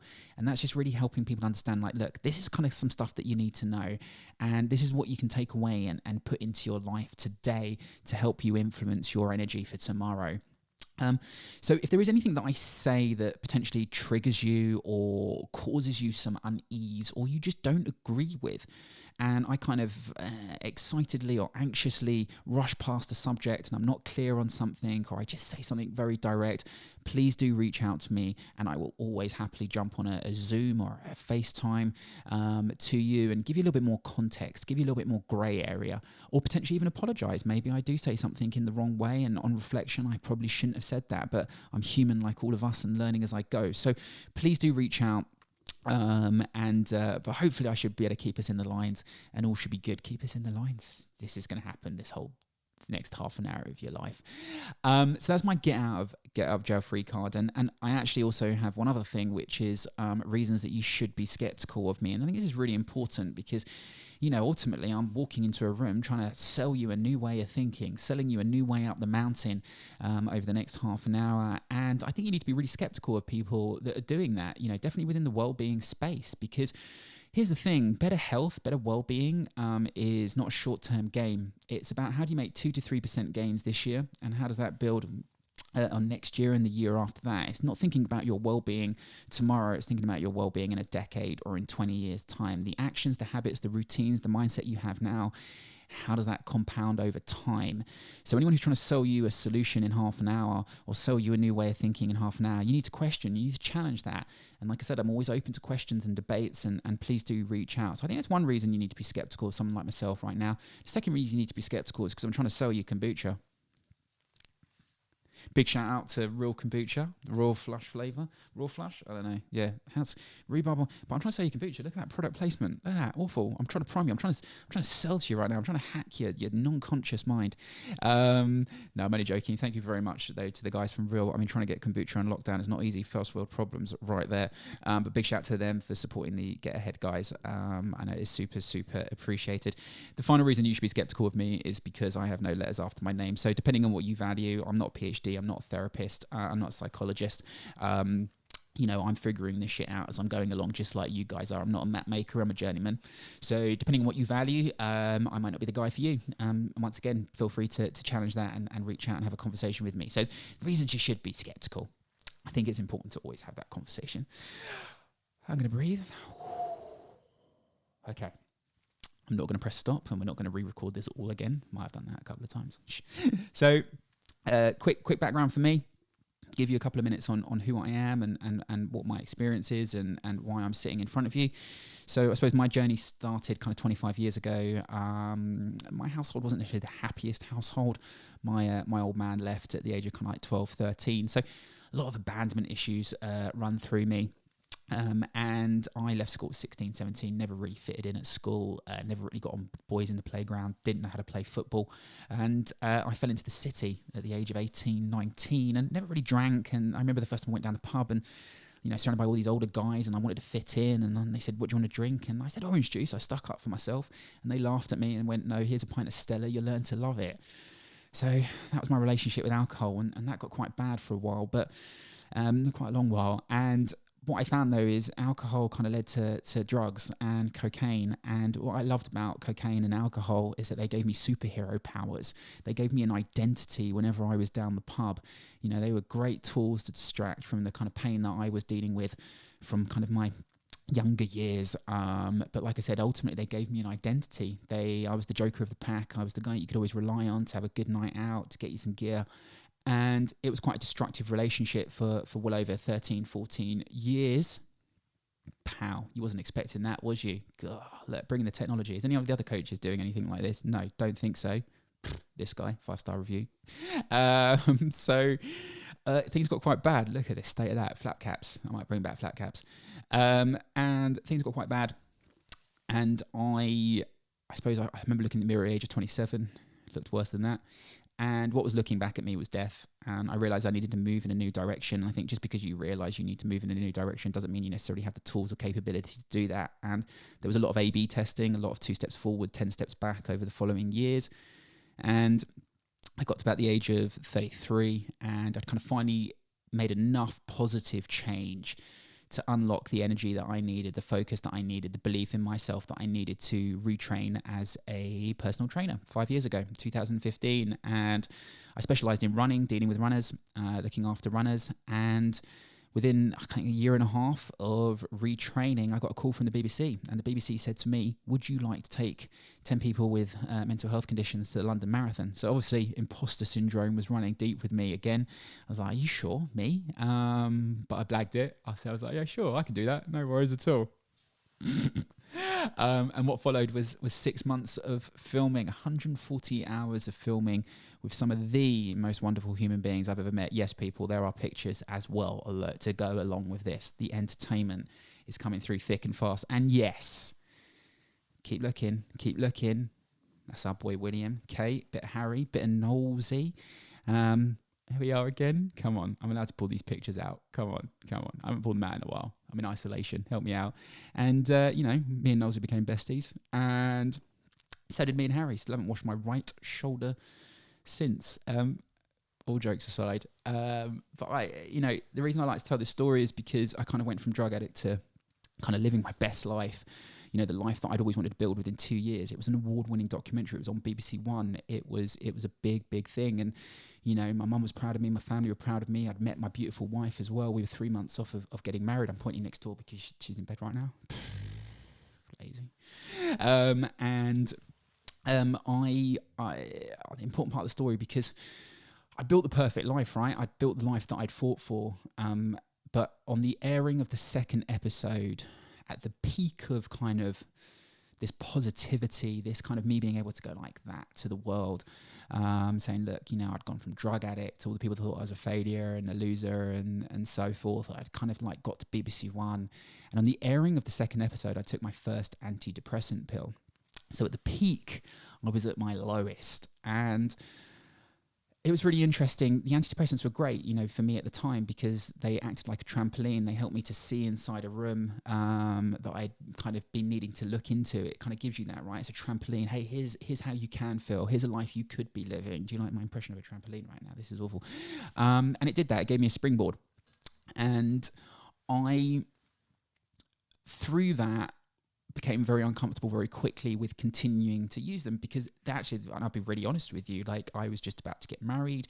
It was very hard to it was just not very hard. There was my sex drive was very challenged by being on antidepressants. So it gave me some real motivation to try and look at other forms of antidepressants. And I just like to say that because it's important to think there are people who stay on them for a long time. That's absolutely fine. We're all different and we all need different things. But for me at the time, I was like, I'm about to get married and I want to be able to, do what I need to do. And so, sorry guys, I have real honest conversations about this because I'm an ambassador for a men's mental health charity called Calm. And I think it's just important we air and talk about these things properly. So the thing was me though, I was kind of like, hold on a sec. I went to therapy while I was filming the project, and therapy gave me kind of some more tools to be able to look into the closet that I had kept closed and deal with some shit. And the thing was though, I was like, why am I lethargic all the time? Why can't I focus? Why don't I want to get out of bed? Like, I understand that these are connected to depression, but why? What's going on from a physiological point of view, and how is that influencing my psychology? So within that, I started to work with other coaches, and I started to fall down the rabbit hole of education and so forth, and looking at this. And what I realized very quickly was that I had been living in a chronic state of stress. I'd been working in the city for well over a decade. 13, 14 years, taking all the drugs, working in kind of high performing sales environments. And I also had then kind of left, set up a new business. I'd got working all the hours to build that business. I then got into this BBC One documentary, which was 6 months of filming, 140 hours of filming, giving all my all to these guys and helping them through. And it was a very stressful situation. So I was like, no wonder my body doesn't feel right, and no wonder I am feeling so low and like I've got such a lack of energy. And through that, I started to realize I had a relationship with chronic stress. And it's through that relationship and through exploring chronic stress that I've ended up here now talking about energy to you guys. Because if we want to understand energy, we have to understand stress and recovery. And I'm going to get to that as we move forward through the next 20 minutes or so. So that's how I've ended up here. And I think at this stage, it's important for us to look at what energy is. And I think it's important for us to remove any kind of woo-woo thoughts about energy, because I think that's what we will have potentially as these cultural expectations. When I'm talking about energy, I'm not talking about the woo-woo hippy-dippy energy. I'm talking about the fact that we consume calories and we convert those calories into energy. That energy helps us complete tasks. I'm talking about the power cord attached to the supercomputer on top of our head. I'm talking about the fact that our brain consumes 20% of the calories that we consume. 20% of the calories we consume. So, energy is utilized for so many different things, not just for running marathons, not just for lifting weights, not for just getting through the day from a physical point of view, but also a mental point of view. And a thing that I like to bring home to help people understand this is, chess masters, there's a great bit of research from Stanford University that chess masters burn up to 6,000 calories in an average tournament. But they just sit there, right? Wrong. Thinking, feeling, maintaining self-control and willpower not to lose your shit, to mask how you feel. These things consume calories. These things consume energy. Sitting here right now in front of you, delivering this is consuming energy. I'm focused. I'm thinking about the conversation. I'm actually trying to stop myself pressing the record button because I just think what I've talked about so far is complete crap. Like, I'm having these conversations in the back of my head and I'm using energy to utilize self-control, which is keeping my emotions at bay and keeping me focused on this task ahead. Simply focusing on this kind of lens right now is tipping my dial to being more energy consuming. I'm going more towards fight, flight, or freeze than I am rest and recovery. I'm focused. When we're using our panoramic vision, when we're using our peripheral, the outer edges of our vision, we're kind of more in a rested state, right? Think about this. How do you feel when you're focused on a screen all day? Pretty tired. How do you feel when you've gone through a walk through nature? Pretty relaxed. That's because your visual system is responding to environment and task, and it's tipping the dial to kind of dictate how much energy you need for that task. So it's really important to understand when I'm talking about energy, we're not talking about from the woo-woo hippy-dippy kind. We need energy to demonstrate or to be able to utilize things like willpower and self-control, which I've mentioned before. And a good example of this that I give is, let's just say that you've woke up and you're thinking, I'm going to eat really healthy today. Today's the day for me. Like, I'm going to absolutely eat on point. And you start off really well, but then you have a very challenging day, a very energy demanding day.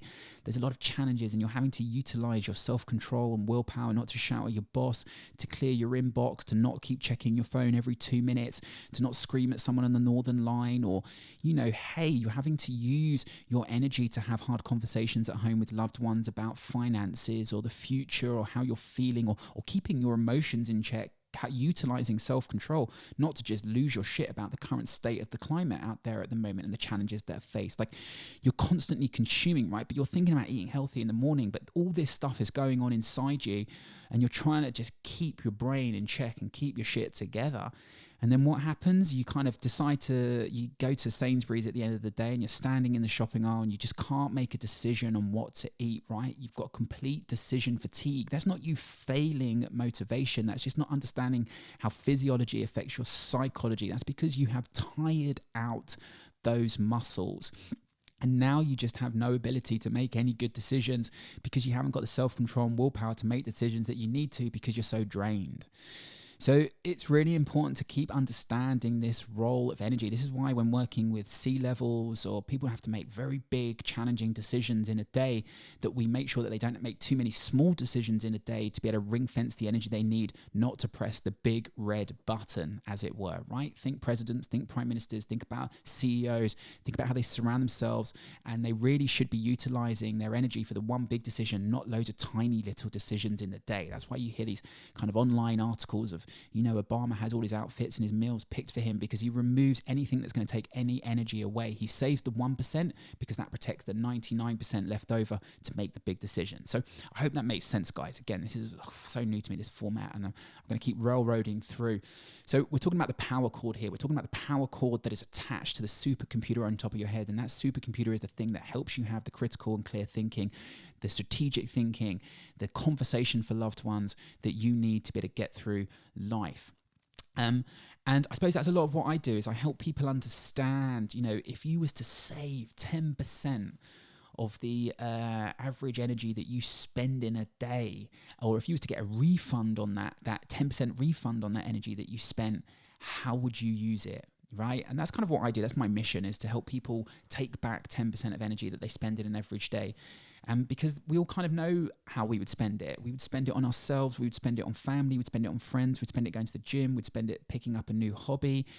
We would spend it on potentially even more work because there's more work to be done. And I think that's the great leveler of energy. No matter where your mental and physical health is, we could all do with an extra 10%. We would all take that extra 10%. And that's hopefully what I'm going to help you guys understand on a very micro basis today, is how to maintain that 10% as best as possible. Start creating a practice that helps you kind of manage and utilize or find and source that 10%, and give you some of the principles behind how to do it.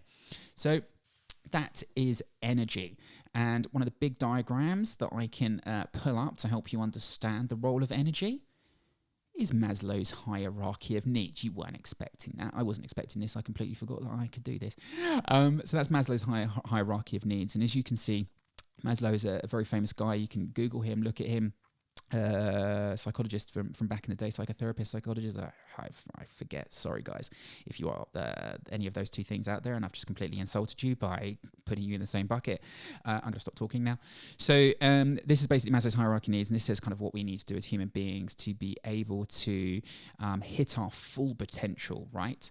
And what Maslow says is that first of all, you have to service your physiological needs. You have to get the basics right? You have to essentially look after your energy, because when you start to look after your energy, you can start to move up the pyramid, because that's what food, water, warmth, and rest is all about, right? That is ways of helping you manage your physiology, your energy, how you spend energy in the day. We know that physiology affects psychology, okay? So this is something that's really important for you guys to take into account when thinking about energy, and kind of why I start here. It's Maslow's hierarchy of needs. Definitely go away and have a look over that. So we're going to help you today understand that bottom layer of the pyramid, those physiological needs, and how to manage your energy more efficiently.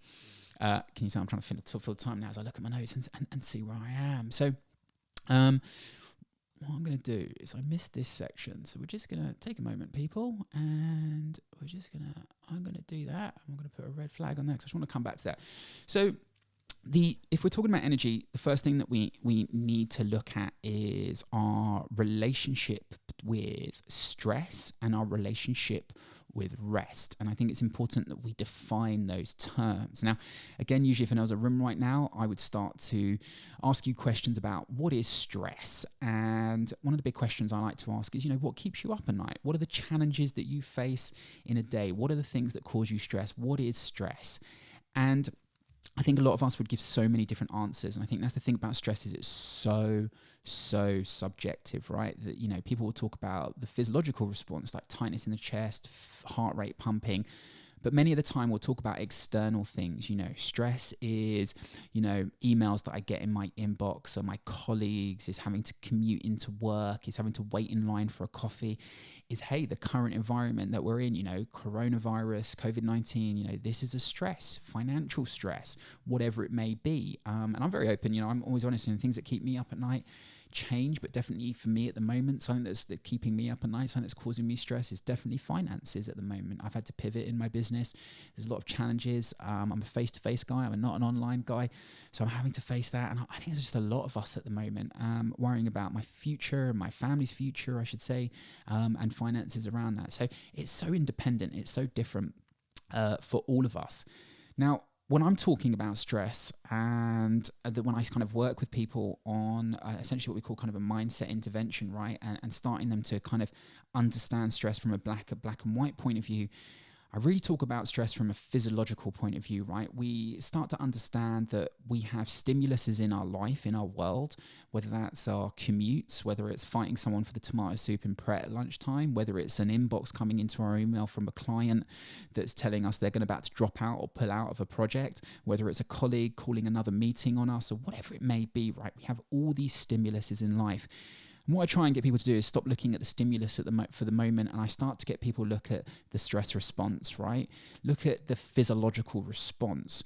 We could literally say that stress is anything that threatens our value or well-being, right? Our well-being is our mental, physical, social, or environmental health. So anything that threatens that is essentially a stimulus, and that causes us to have a stress response. Now, when we have a physiological stress response, or when we have our stress response, I should just say, basically our body starts to create energy for us to tackle the task in front of us. The reason our respiratory rate changes, the reason our heart starts to pump, right? The reason our breathing changes, our heart pumps fast, it's because our body is trying to convert oxygen, trying to convert energy for us to be able to tackle the task in front of us. It's releasing hormones. Remember, hormones, adrenaline, cortisol, these aren't bad things, right? They are things that we need to be able to give us the focus to tackle the tasks in front of us. So basically, what I try and say about stress is our body's way of trying to give us the energy and focus to tackle the task in front of us. And a good example is at the moment when I'm coming here and sitting down at doing this, I can feel that anxious feeling in my tightness in my chest. I can feel my respiratory rate changing. And I can either sit here and try and get all zen and go through some breathing exercise and to completely calm myself down. But actually, I kind of want that energy. I want the blood flowing to my brain. I want that pinpoint focus because that's how I'm going to be able to deliver this to the best of my capabilities today. I want that stress. And this is the thing, stress isn't a bad thing. We need stress in our lives to adapt and grow. If we go to the gym, you have to realize we go for a run, we are essentially stressing our body, stressing the muscles, stressing the system so it can grow back stronger. We need stress to adapt and thrive as human beings. I'm going to itch my nose. And here's the thing, we can't avoid stress, right? If you work in a client services job, for example, you are always going to have to deal with clients being divs. Being nice, I'm not swearing. Or, there are going to always be times in your business where you don't get along with everyone. There's going to be times when projects go south. There's going to be times when your boss calls you into a room and they've had a bad day and you feel like they're venting and letting loose on you. This is part of life. If you use the train, there will be times when you have delays, right? If you are standing in line for a coffee and the barista is being really slow because they're in training, well, hey, do you know what? That's the perks of being able to get access to coffee in the world that you live in. You know, these things are always going to occur. We cannot avoid stress. Stress is a very natural part of life, and stress is our body's way of giving us the energy and focus to complete any task that is presented to us. The challenge is how we frame those stresses, right? And this is where we have to understand that we kind of have a choice, right? And this is another workshop within itself, guys, and I don't want to go too far down the rabbit hole, because all I just want you to do at the moment is connect with the physical response and realize that, okay, I'm suddenly getting a signal from my body that's telling me, hey, I'm shifting into a different gear right now. Because when you're shifting into that gear, when you're moving from, say, a third or fourth gear where you're at work, you're typing away, and then suddenly you feel your body shift into second or first, or you're about to walk into a presentation, or you're about to have a hard conversation with someone. When you shift into a gear, that's when you have to start to realize that your body is now spending energy at a faster rate. Give you an example. Right now, my body is not in a calm fourth gear, fifth gear being sleeping. I'm in a second gear, I would say, right now. I'm talking a lot, right? My body's working harder, right? I'm producing more carbon dioxide, this waste product as I'm talking. I'm more kind of what we call anaerobic than aerobic, right? And that's more energy demanding. That's burning sugars as opposed to fats, which comes at higher heat energy cost, right? So there's only so long I can stay here for. Okay, there's only so long we want to be in a first gear in a car, right? Because we appreciate that a lot more focus is needed when driving in first gear, and it's going to cost us a lot more fuel to stay in first gear. But first gear has a purpose, right? The same way stress has a purpose, the same way the gear that I'm in right now talking to you has a purpose. So we have to understand those signals and being able to identify those signals, because once we start to identify those signals, I've showed you the wrong slide first. Don't forget what you just saw, right? So what I want you to look at here is basically start to understand that signal is an opening of what I call a stress cycle, right? And the stress cycle is not where the arrow is where the stress cycle finishes. But as you can see, right, we start to engage in what we call a stress cycle. And now a day is essentially a stress cycle, right? Entering into a day, starting a day is a stress cycle. We get up, we jump on our phones, we have to commute into work. We're starting to spend energy. And that's why I start to say it's not necessarily a stress cycle, it's an energy cycle. We need energy to be able to get through the day. And, you know, on a micro basis, you can start to look at this picture and start to think the day is full of tiny little stress cycles, okay? And that could be checking emails, it could be going to the gym, or whatever it may be. It could be having a tough conversation with someone. It could be going for a run. It could be having to sit down and focus on recording something like this, which you're completely nervous and out of your comfort zone to do. Whatever it may be, the day is full of tiny little stress cycles, and those tiny little stress cycles give us the energy and focus to be able to do the best we can do at that moment in time to get through the challenge that is ahead of us. So here's the thing. So we're now on stress, right? Stress, we can start looking at stress in a different way. Stress is great. It gives us the energy and focus to be able to complete a task. But what's the thing that we need, right? Like, what's the thing that we need to get through the struggle? Because ultimately, that's how you need to start thinking about, well, what's good, bad, and good stress and bad stress? Well, there is no bad stress. Too much of stress is definitely not a great thing, right? We can only stay in that gear for so long. What I wanted people to do is people to understand stress is a struggle. You know, this right now is a struggle for me mentally. Life at the moment for a lot of us is a struggle. If it's becoming too much where it goes beyond a struggle, then yes, we need to potentially talk to more people, get more help, or whatever it may be. But struggle is where we learn. Struggle is where we adapt, right? The reason I'm likely like to think I'm a good husband right now is because of the struggle of previous relationships. The reason that you'll be good as a project manager or a manager of people is because of the struggle that you've had dealing with projects historically in the past. The reason your body gets stronger in the gym is because of the struggle that it's had to go through learning to lift weights or run the speed that it's run at historically. We need struggle in our life, right? So when you start to engage in anything that is causing you to struggle, where you're opening up an energy cycle, it's really important to realize on the other side of struggle, you need relief. And that is about closing down the energy cycle. And that is where the arrow finishes. Now, on a macro, in a day, where do we get relief from the struggle of the day? When we go to bed. And what happens when we go to bed? Well, our brain starts to process and deal with the traumas and the challenges of the day. It starts to file it away where it needs to go, and our body recovers. And that's where all the good stuff happens, right? We can look at this on the micro. Let's say one of those is a gym, right? We go to the gym, we put our body through training, we stress it, we put it into a state of having to struggle to grow, to get stronger, to get faster, or whatever it may be. And then what happens? Because we don't get stronger in the gym, we get stronger when we create the right optimal environment internally for the body to heal and repair. And that's when we start to kind of go into the cool down, and then the following night get a good night's sleep. When we start to close down the stress cycle of training, that's when our body starts to repair, it starts to heal. But what happens? We miss the cool down. We don't try and kind of push back on the stress response of training. We just enter straight into another circle of checking emails or jumping into a meeting or whatever it may be.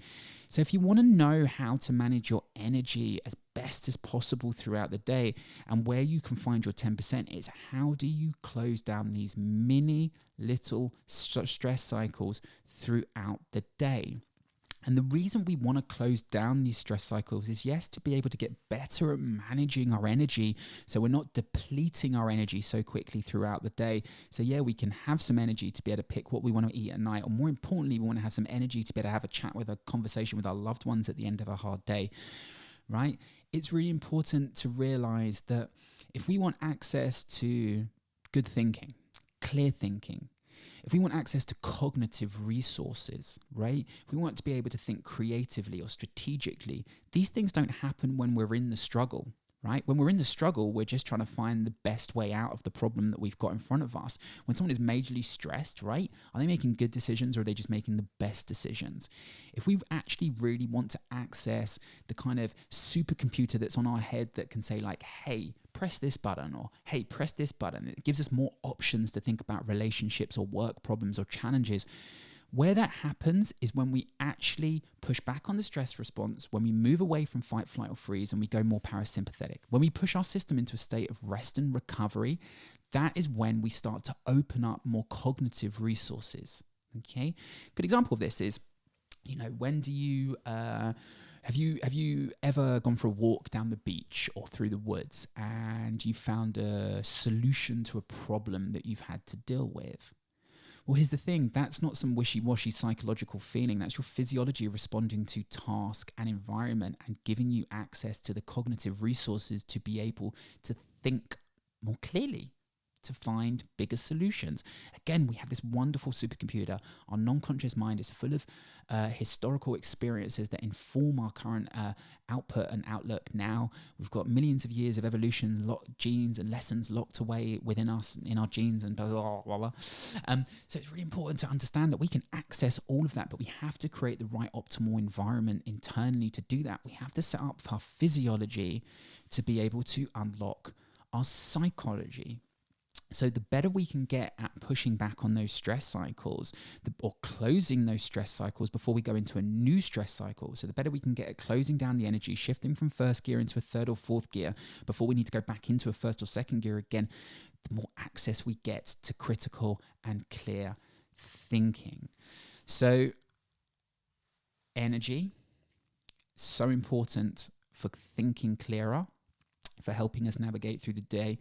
How do we influence energy? We influence it by a relationship with stress and rest, through struggle and relief. Stress is the investment.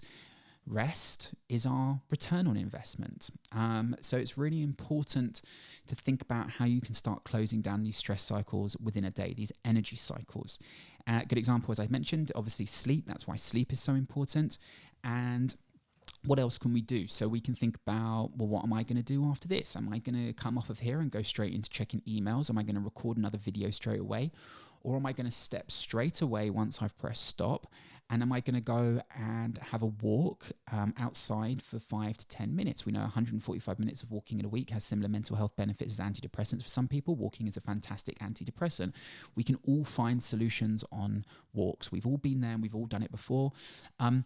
One of the big challenges that we have though is people suddenly put in headphones and they're listening to music or they're listening to podcasts.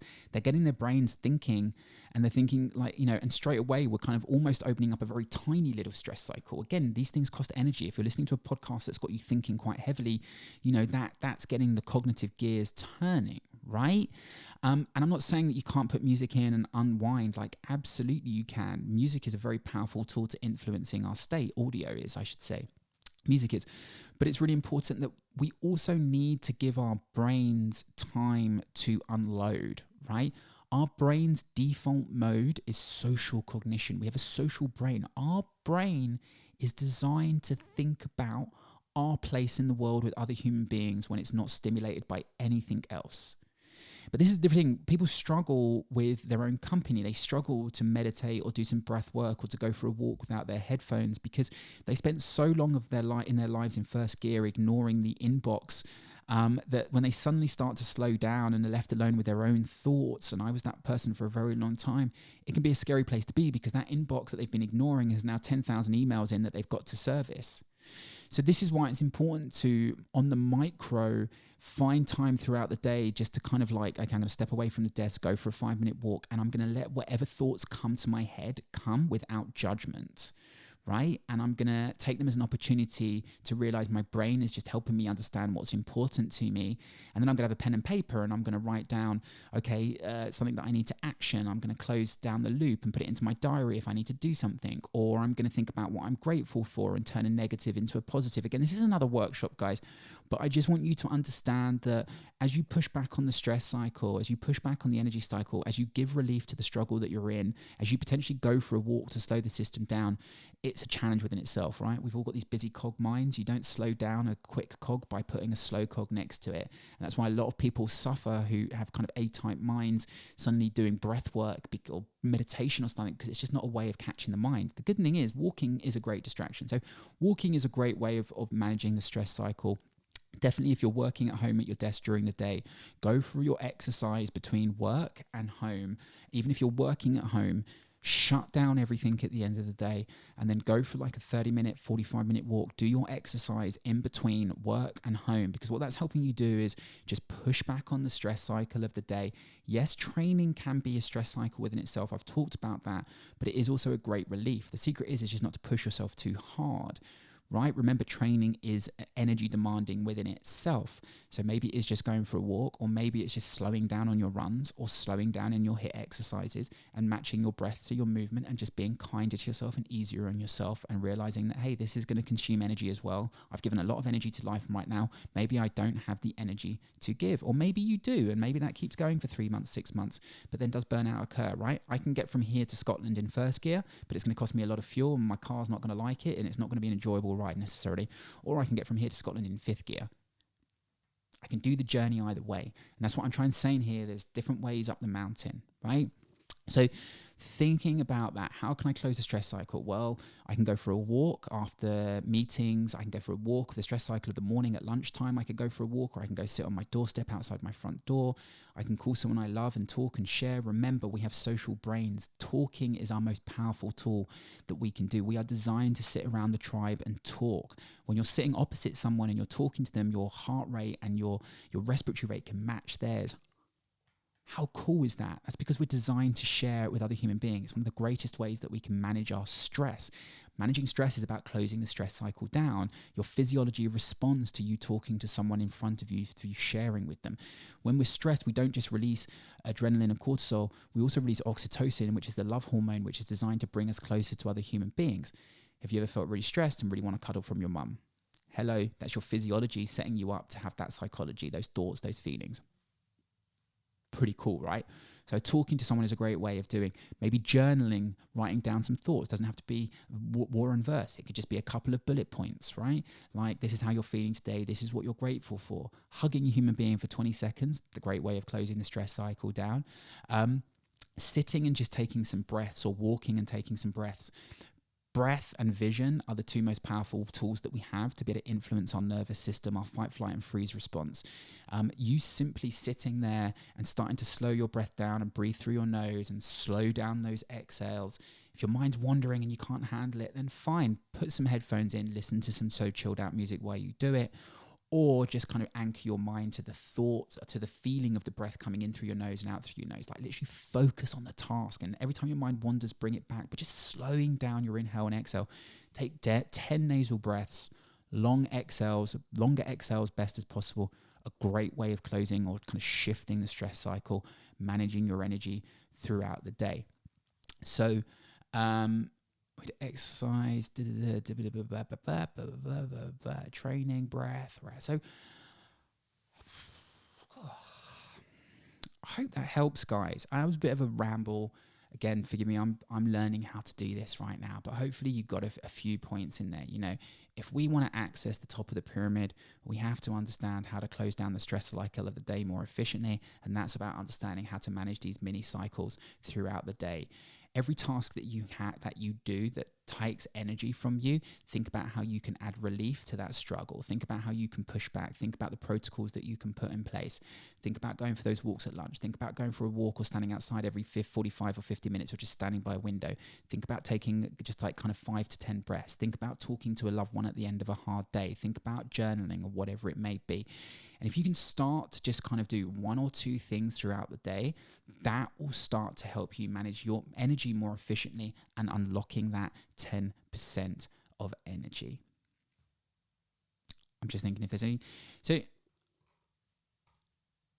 I think I'm going to leave it there. I think I'm going to give you one final story though, because like I said to you before, there is no magic bullet to well-being. If there is a magic bullet, then it's definitely sharing, it's definitely talking, it's definitely communicating with other human beings. And you know this, right? How many times have you had built something up in your head, have a conversation with someone, and suddenly you feel better? Talking is wonderful. But here's the thing. If you want to learn how to manage your stress more efficiently, manage your energy more efficiently, to be able to unlock more focus, to be able to have access to more kind of cognitive reasoning, thinking, and so forth, it's going to take work and it's going to take practice and it's going to take a lot of A/B testing. And you've got to realize that the road ahead is more about failure than it is success, right? You're not suddenly going to be able to create all these new habits and these routines. Like, it's important to start with one thing and embed that at a time. Like, as human beings, we're only really able to create one habit at a time. And remember, willpower and self-control takes energy. So if you've already got a lot of energy demanding stuff in your life, trying to spin a new plate is going to be hard. That's why I say start small with just going for a walk every 45 minutes, going out for a walk at lunch, or walking in between work and home, or just kind of switching off from your phone for periods of time and so forth. But here's the thing. I'm going to tell you a story. Oh yeah, of me, and don't R him if you're sitting there at home R-ing him.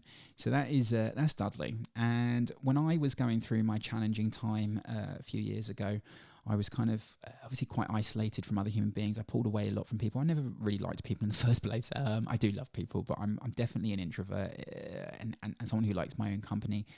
And here's the thing, I was convinced I should get a dog. I was like, I need a dog. A dog is what can keep me company and it won't judge me, right? Like, it'll be great. It'll be fantastic. And everyone who says dogs are good for mental health, yeah, right, cool. Puppies aren't.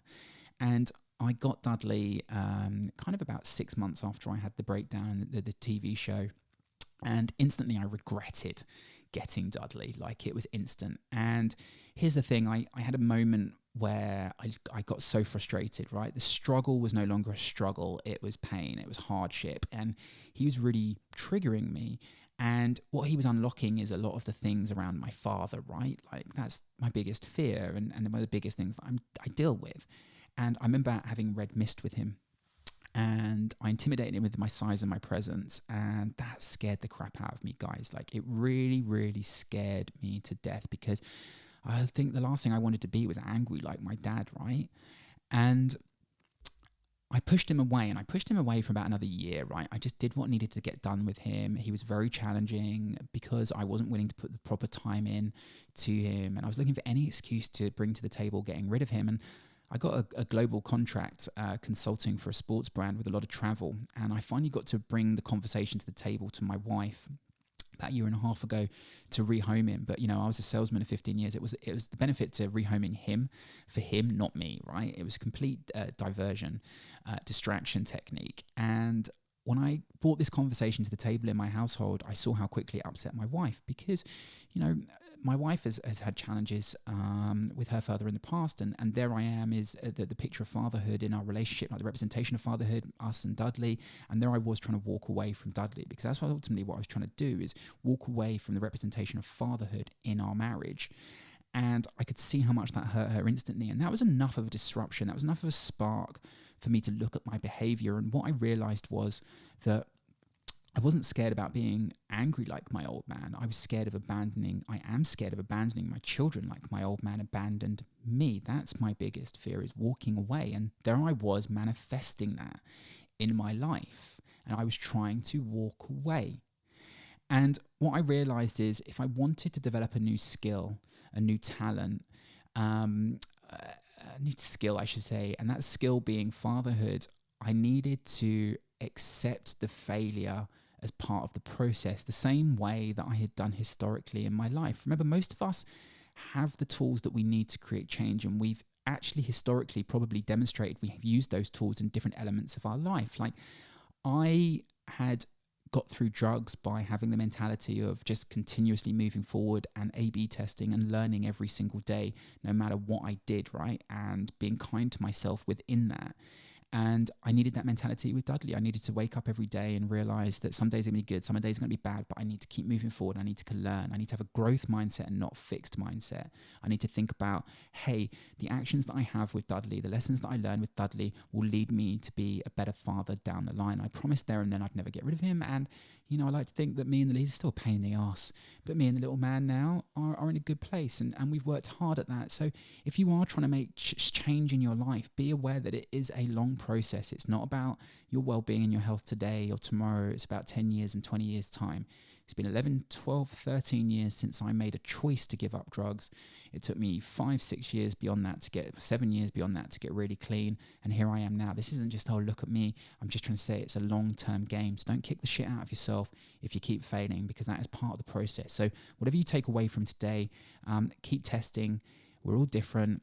Reach out to me, Chevy at chasingprojects.com. You can find me online at the Wellbeing CEO. Hit me up with any questions that you've got. Tag me into any kind of stuff that you're creating in your life or walks that you go on, and share with me just so I can help you and support you through it, and go from there. But guys, I really appreciate if you are still there, that we're 46 minutes in. This has been horrendously nerve-wracking for me. I'm off to close down the energy cycle of the last 45 minutes before I have to record another one of these for another charity. So again, guys, closing the stress cycle down. Think about how you can start doing that in your everyday. Take care. Bye.